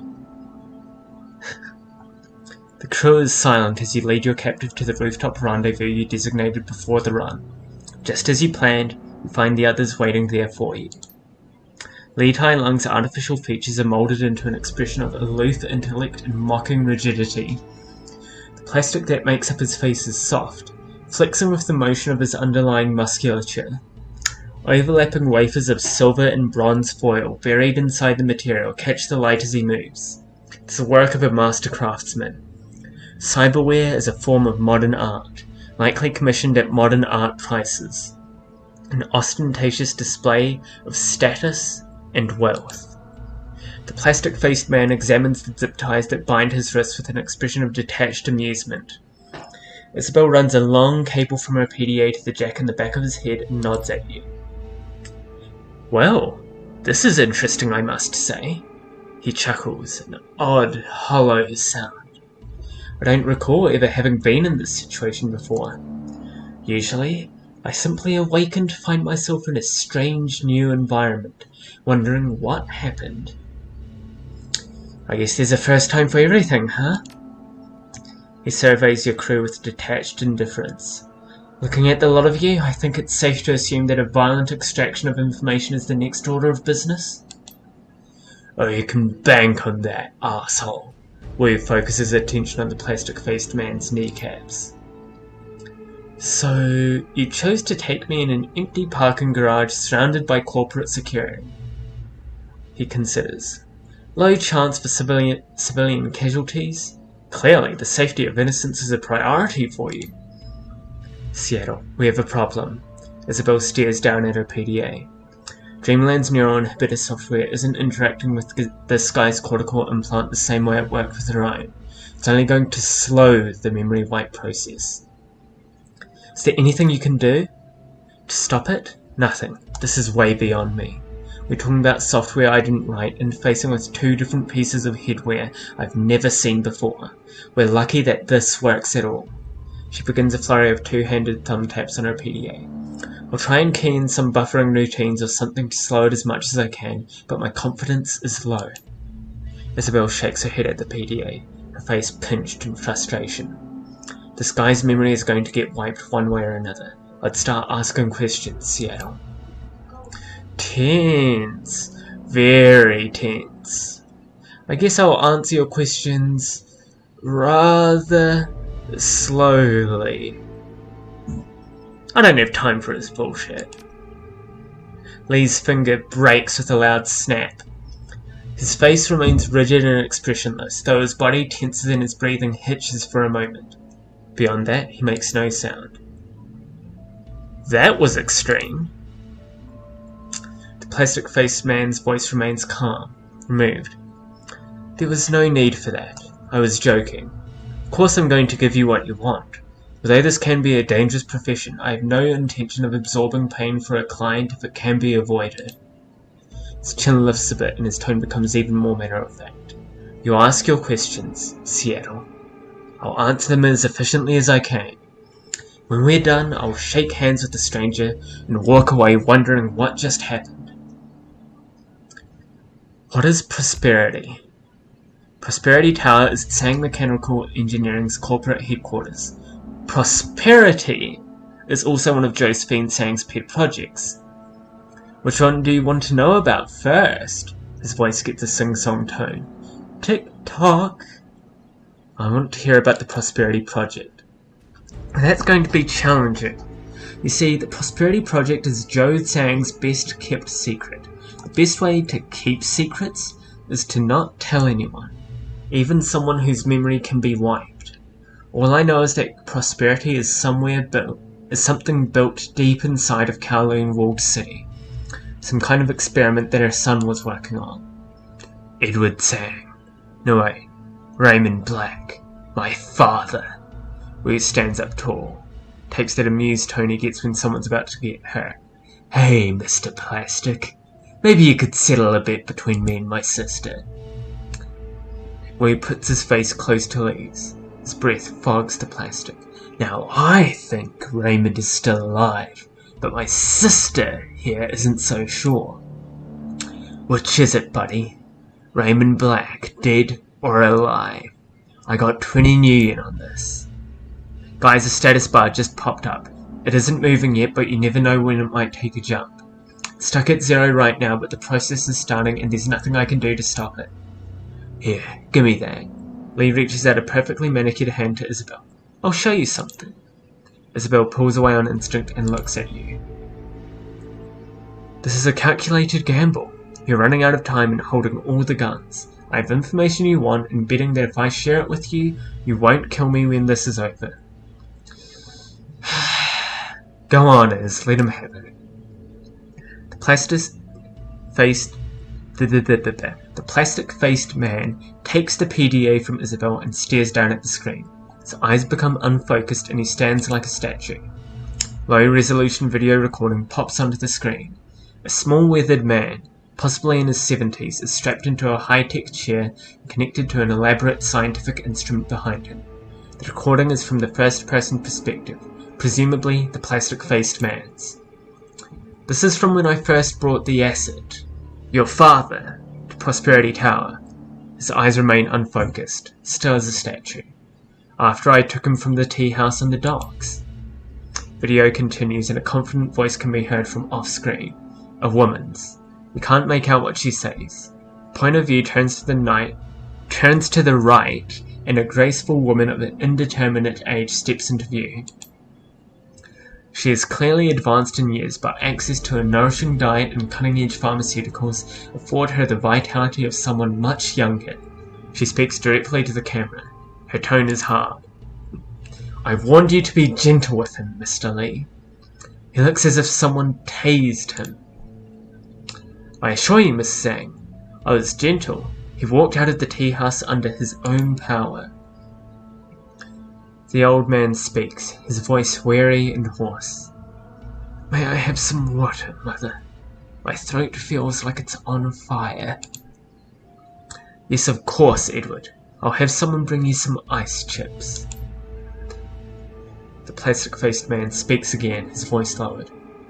Your son has apparently been through some sort of ordeal. He appeared demented at times, and he's been mumbling about stopping something. Prosperity, I think. Yes, well, that won't be happening. The woman addresses her son, speaking a bit too loudly as if he is hard of hearing. We won't be stopping prosperity, Edward. I want you to get that out of your mind. Do you understand? I understand perfectly well, Mother. There's no need to shout. But I won't give up. Prosperity must be stopped. All those poor people. The woman frowns and shakes her head. I know, Edward, I know. Those poor people. I've done a lot of good to make up for it since you left. Shelters, hospitals, all sorts of good work. Now it's time to do something for you. Something I should have done a long time ago, perhaps. From the left side of the screen, the man enters in a white lab coat. The woman looks up and nods, and the lab-coated man places a chrome apparatus on the old man's head. What is this, Mama? What are you doing to me? I'm fixing you, Edward. She walks up close to the old man, strokes his head tenderly, leans forward to kiss it. All you can see is failure. You're incapable of seeing the good in what you have done. The man in the white lab coat presses a button on Raymond's chair, and a robotic arm swings into view. A cobalt blue light springs from its tip, and the arm quickly circumnavigates the old man's head, bathing it in oscillating blue. A high-definition, three-dimensional image of Raymond's brain appears on the wall behind. I've been inspired by Mr. Lee here. We're going to do some editing of your memories, to relieve you of your burden. No, Mama, wait. I figured out what to do. And then he is asleep. The woman moves closer to the camera. Your payment will be made according to our agreement. She turns away, her voice cold. Once the rest of them are dead. The video ends and the plastic-faced man exhales slowly. I've taken a big risk showing you that. I don't give a rat's ass. You see? I knew it. I told you, Seattle. Raymond's alive. Tsang's holding him at Prosperity Tower. He may be alive, but it looks like his mum's gonna erase part of his memory. Just like Johnny Plastic here. She's gonna try to fix him. What kind of mother would do that? Something catches her eye and she looks down suddenly. Shit, shit, shit! Isabel thumbs her PDA furiously, but it's no use. That's it. He's wiping. She pulls the cable from her PDA and drops it to the ground in aggravation. Oh, hello.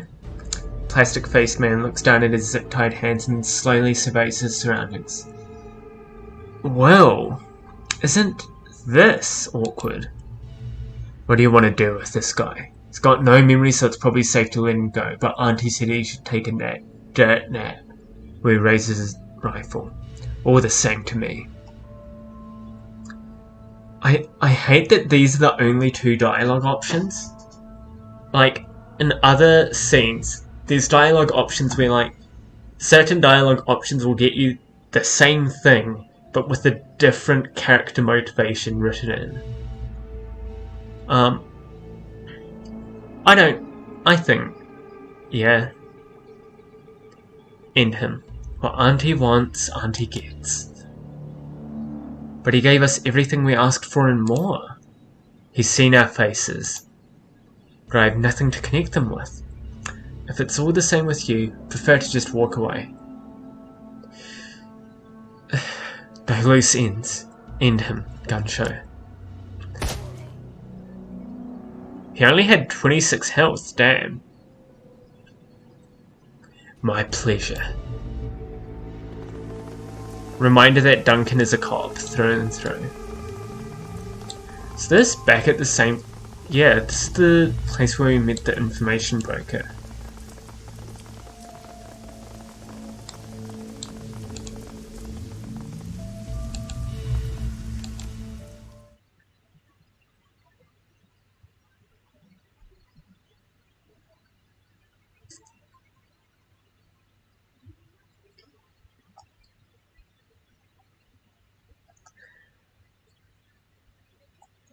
The trip from Sheik Kip May back to Hoy is quiet as he processes the information revealed by the plastic-faced man. Prosperity is a name. 2 names, actually. One is a secret project Raymond was working on before he left for Seattle. The other is the corporate headquarters of Tsang Mechanical Services. And Prosperity Tower is where Raymond Black is being held. Alive. It's also where his memory is in the process of being reprogrammed by his mother, and time is ticking. The plastic-faced man proved surprisingly amenable and quite useful, before you killed him. Your next stop is Kindly Ching. She'll want to hear this.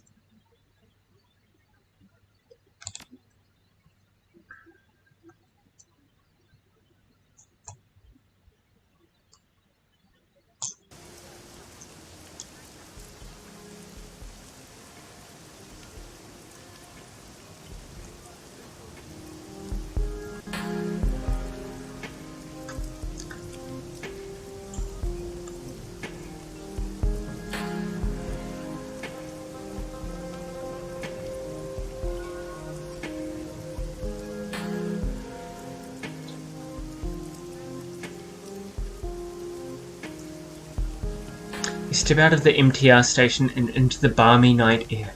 An impenetrable wall of clouds, heavy with imminent rain, has blown in from the south.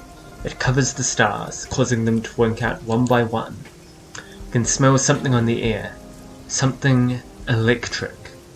The wind whips up around you and the clouds begin moving in a thick grayscale swirl. The spiral builds and grows, shimmering with faint amber light. As you watch the clouds roll in the sky, the sounds of the city retreat. A bubble of soft white noise replaces them, wrapping around your head and reflecting your own heartbeat back to you. You look down from the clouds to see the lights of the docks dancing in a warm, saturated bloom. Let's enjoy the stillness a little. You lean back and take in your surroundings. The boats, the golden glow of the light on the water, the lapping of gentle waves against the docks. And then the first twinge tickles your chest, lets you know that something's coming. A moment later, you feel an incredible tightness in your chest. It feels like your heart is being crushed under the foot of a giant. Your vision goes grey, and your sense of balance disappears. Gradually, blood rushes in to refill the organ, inflating it like a balloon. I don't have any of those options, unfortunately. Try to catch your breath. You gasp for air, it doesn't come. Your breath shallows out, thins, makes you gasp like a suffocating fish. Your chest contracts again and again as you struggle to take in breath. You stumble forward and every cell in your body seems to vibrate. The energy thrums inside of you, pulsating, building to an unbearable crescendo.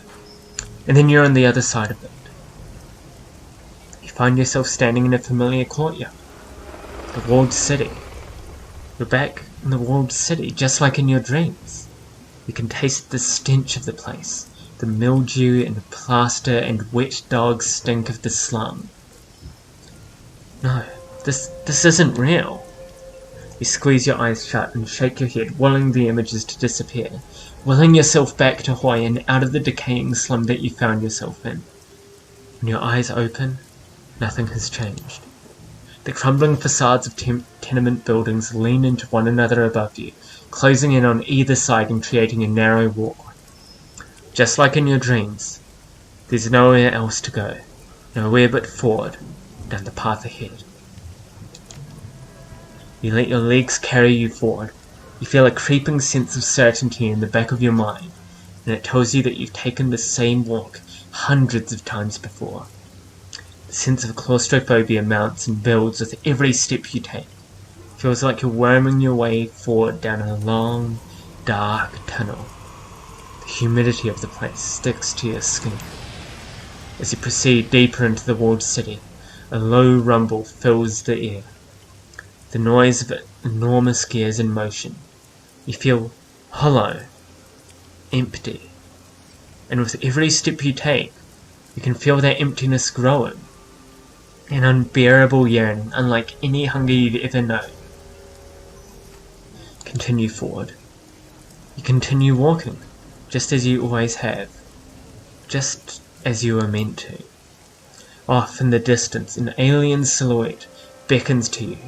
It's her, the tall, slender thing from your dreams, the elusive figure that you've always been moving toward, but could never quite reach.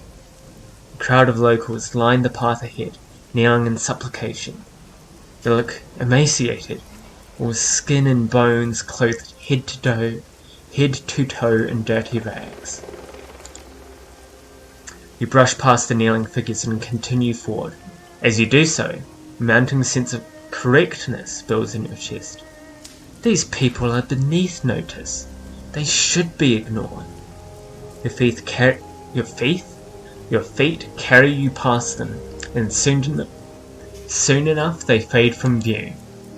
Your legs carry you deeper and deeper into the beating heart of the tenement. If you haven't reached the centre yet, you must be close. It's incredibly hot and humid in here. The sweat rolls down your body in sheets. Your thoughts go hazy with the heat, and a dim sense of unease takes root in the pit of your stomach. Focus on the uneasy feeling. Try to concentrate on the unease that you're feeling, but you find it impossible to focus. The omnipresent sound of grinding gears isn't helping. Looking up, you can see where the noise is coming from. A hatch. The same door that you saw in your nightmare back when all of this began. Markings on the door are legible now. A single word in faded yellow paint. Prosperity. Suddenly, impossibly, the alien figure that you've been moving towards is standing right in front of you. At the same time, your vision finally clears and ice water runs through your veins. The walled city isn't a slum at all. It's an enormous gaping maw, and the buildings are a forest of crooked teeth. The thing reaches for you with inhuman speed and grace.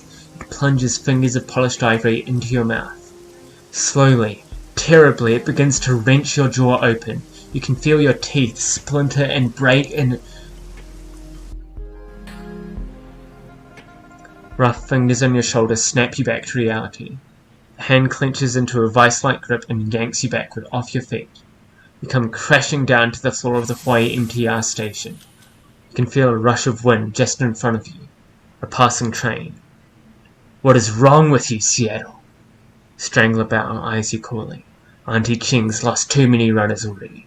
Besides, there are cleaner ways to end your life than jumping in front of a train.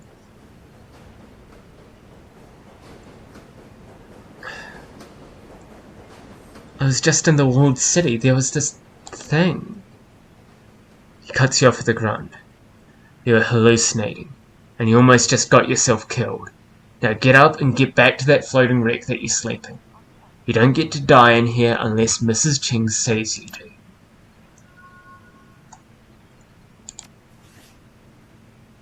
$16 karma?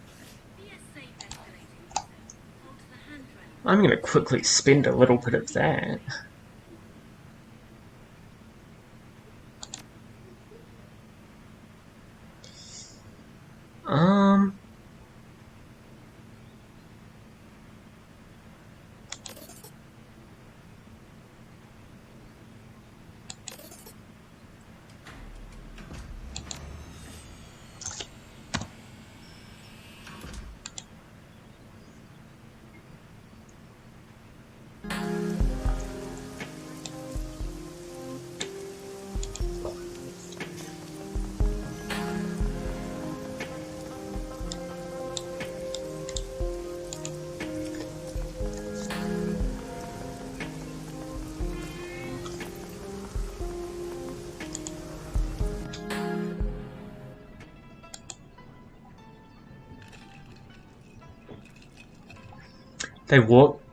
The walk through the mahjong parlor is punctuated by the tantalizing smell of coconut and fried confection.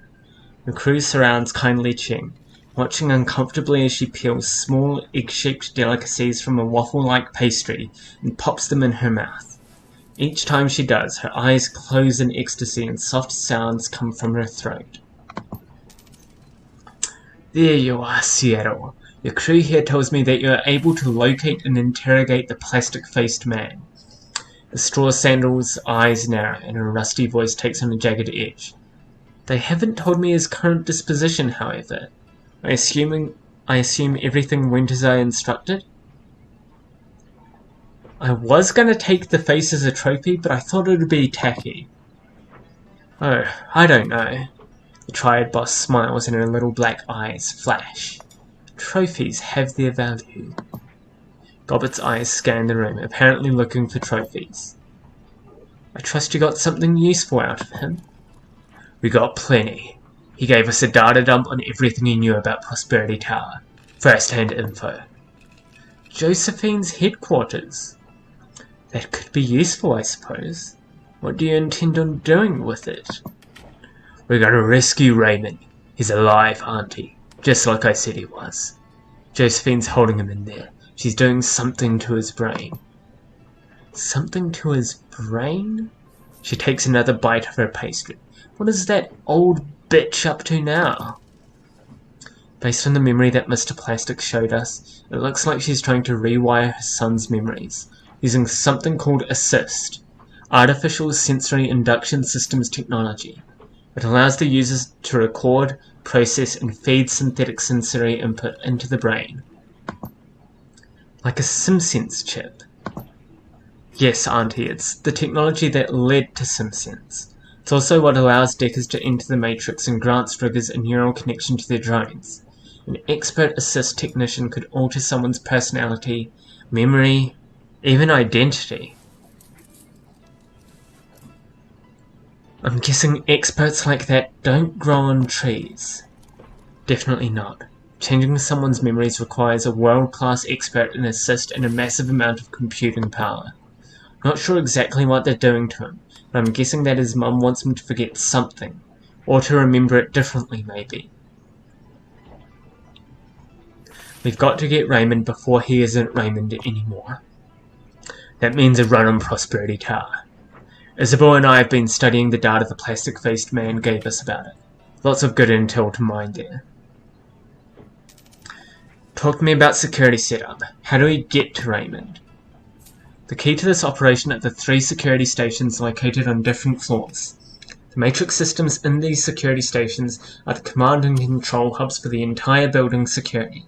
As such, they're the best place to find out where Raymond Black is being held. That's all we've got on his location. All we know is that he's being held somewhere called Lab 12. But where that is or how to get in there... all we know is that he's being held somewhere called Lab 12. But where that is or how to get in there is something we will need to figure out on site. If things go hostile, the best thing to do is get to an alarm panel or a matrix security node and shut things down. If we're noticed, we'll have a brief window to cut the link to the alarm system. If we do that, it will isolate the whole floor from the security system. The rest of the building won't know what's happening there. If the alarm goes off and we cut the link to the alarm system, we can spoof the system, tell it we've moved on to another location. That might work once or twice, but if we spoof too many alarms, they'll figure it out. How long is the brief window to cut the alarm?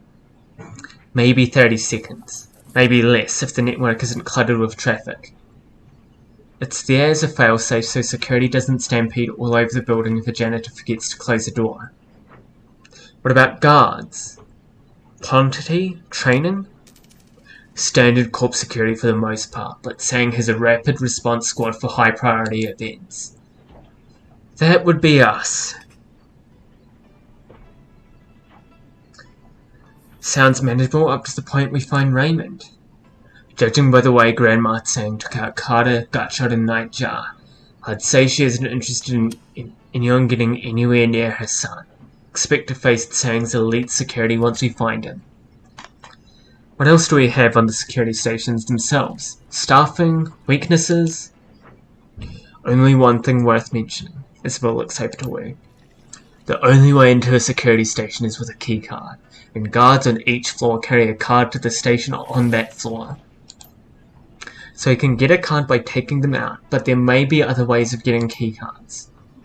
Like I said, the security stations are the key to this operation. They provide multiple opportunities to exploit the system and determine how to approach the rest of our incursion. The security stations are high priority targets. Check. We want to take them fast before they have a chance to respond. So which station do we hit first? No way to know. We'll need to take one of them and use it to determine our next step. It's like we have directions to go find a map. That's all I need to know about security. How do we make our approach? Fortunately, Prosperity Tower is one of Tsang's lower security locations.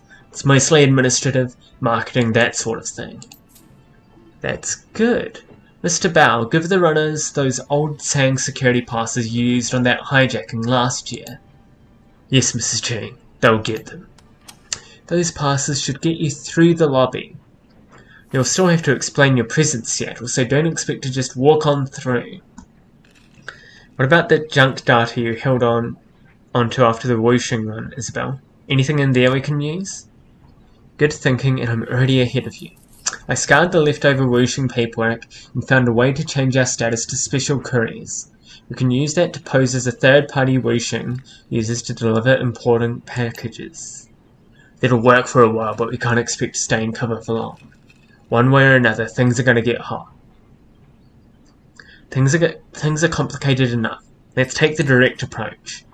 Fair enough. We're going through the lobby. How do we stop this assist thing from rewiring Raymond? All we know is that an assist device is located in Lab 12. It's the only one in the building. Now, I doubt that Grandma will just hand over the passcodes for a system if we ask nicely. So we'll need a Decker to access the assist device and eject him from the system safely before she scrambles his brain. Got it. What does the Decker need to do to eject him safely? Like I said, we don't know. We're gonna have to improvise. Figure that out when we get there. One other thing. While I was helping Duncan verify as much of this data as I could, I decided to collect our marker with Bull and his team of runners. Good call. We need all the help we can get. Yeah, no kidding. Turns out Bull and our runner friends hit Tsang a few months back. Low rent smash and grab for another corp, but they got a quick scan of the building's matrix security before they rabbited. They gave us data flags that pinpoint where the security nodes are located inside of Tsang's system. So when we jack into a security station, we'll be able to make a direct attack on the security node. That could just buy us the seconds we'll need to cut the alarm work. Nice work!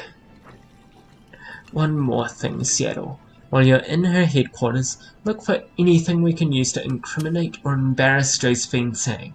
I want dirt. Something I can feed to an acquaintance on the Executive Council. Someone who stands to gain from it. My first priority is getting Raymond disconnected from that assist machine.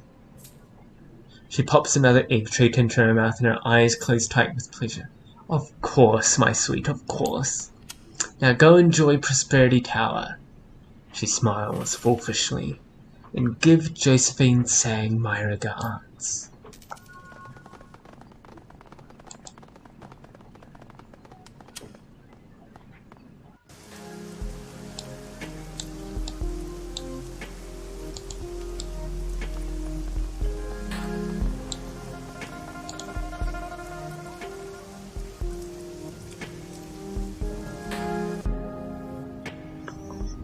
Alright, looking at my equipment,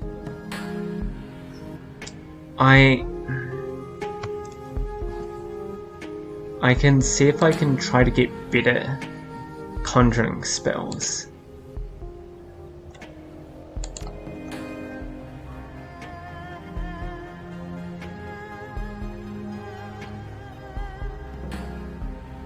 You can get armor 3. And that's probably our best bet.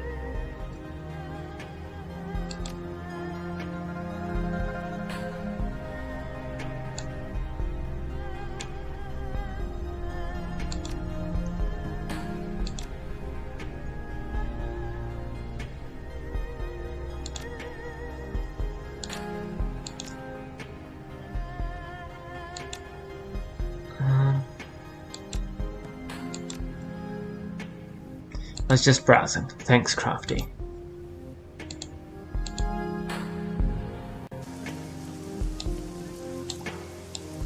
I think... I don't think we have any more opportunities to sleep or talk to the team. But, my throat is dry as fuck. And I finished my big bottle of juice. So I'm going to take this opportunity before the run to quickly... Oh, there's no music in here. To quickly go and make a pot of tea. I'm very sorry, but I'm thirsty and I needed to talk.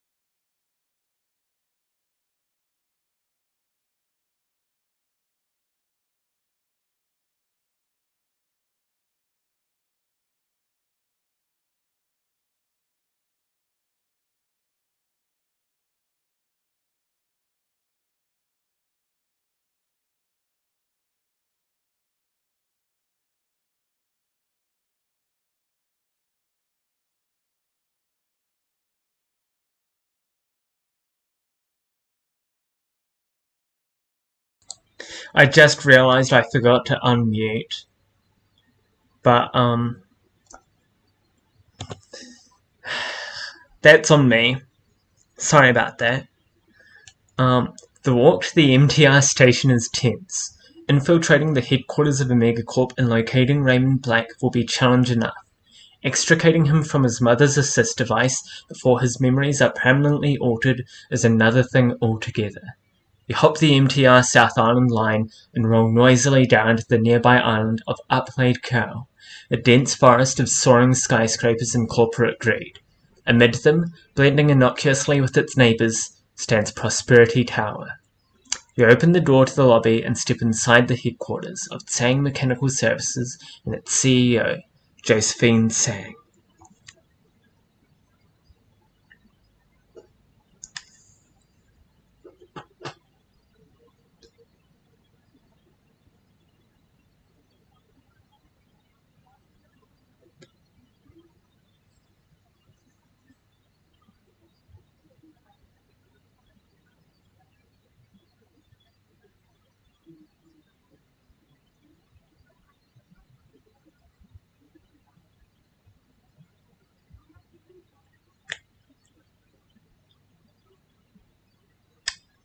Is the game okay?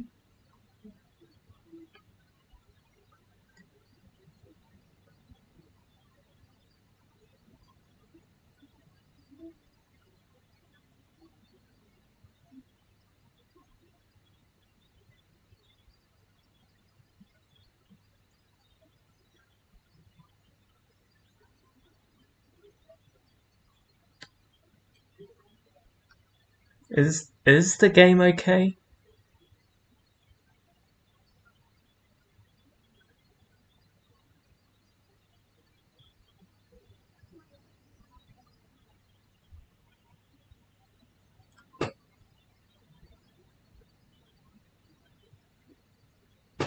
Because it's reached the point where my phone and my laptop is displaying the exact same thing.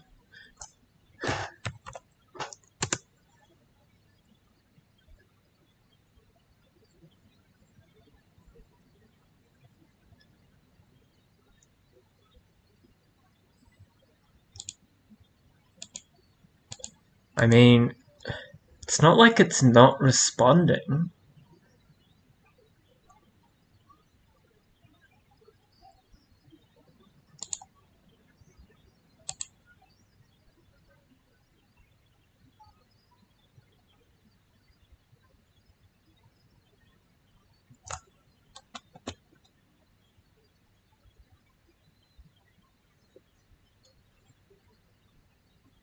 I feel like that this might be a technical error, and it has been 2.5 hours. And I'm also stressed, and I actually did this stream to procrastinate homework. So I might wrap up there, because it doesn't seem to be... Yeah, it's still not moving. So... Next time will be Finale 2, Electric Boogaloo. Thanks for dropping by. I hope you had a good time. Or at least a time that was not bad. I've never seen it just freeze in the middle of a loading screen like that for so long. Hopefully it's nothing actually bad. Hopefully. But who knows. I'll try and see if it's a problem. But yeah, thanks for dropping by. I really appreciate it. See you next time. Bye. Stay safe.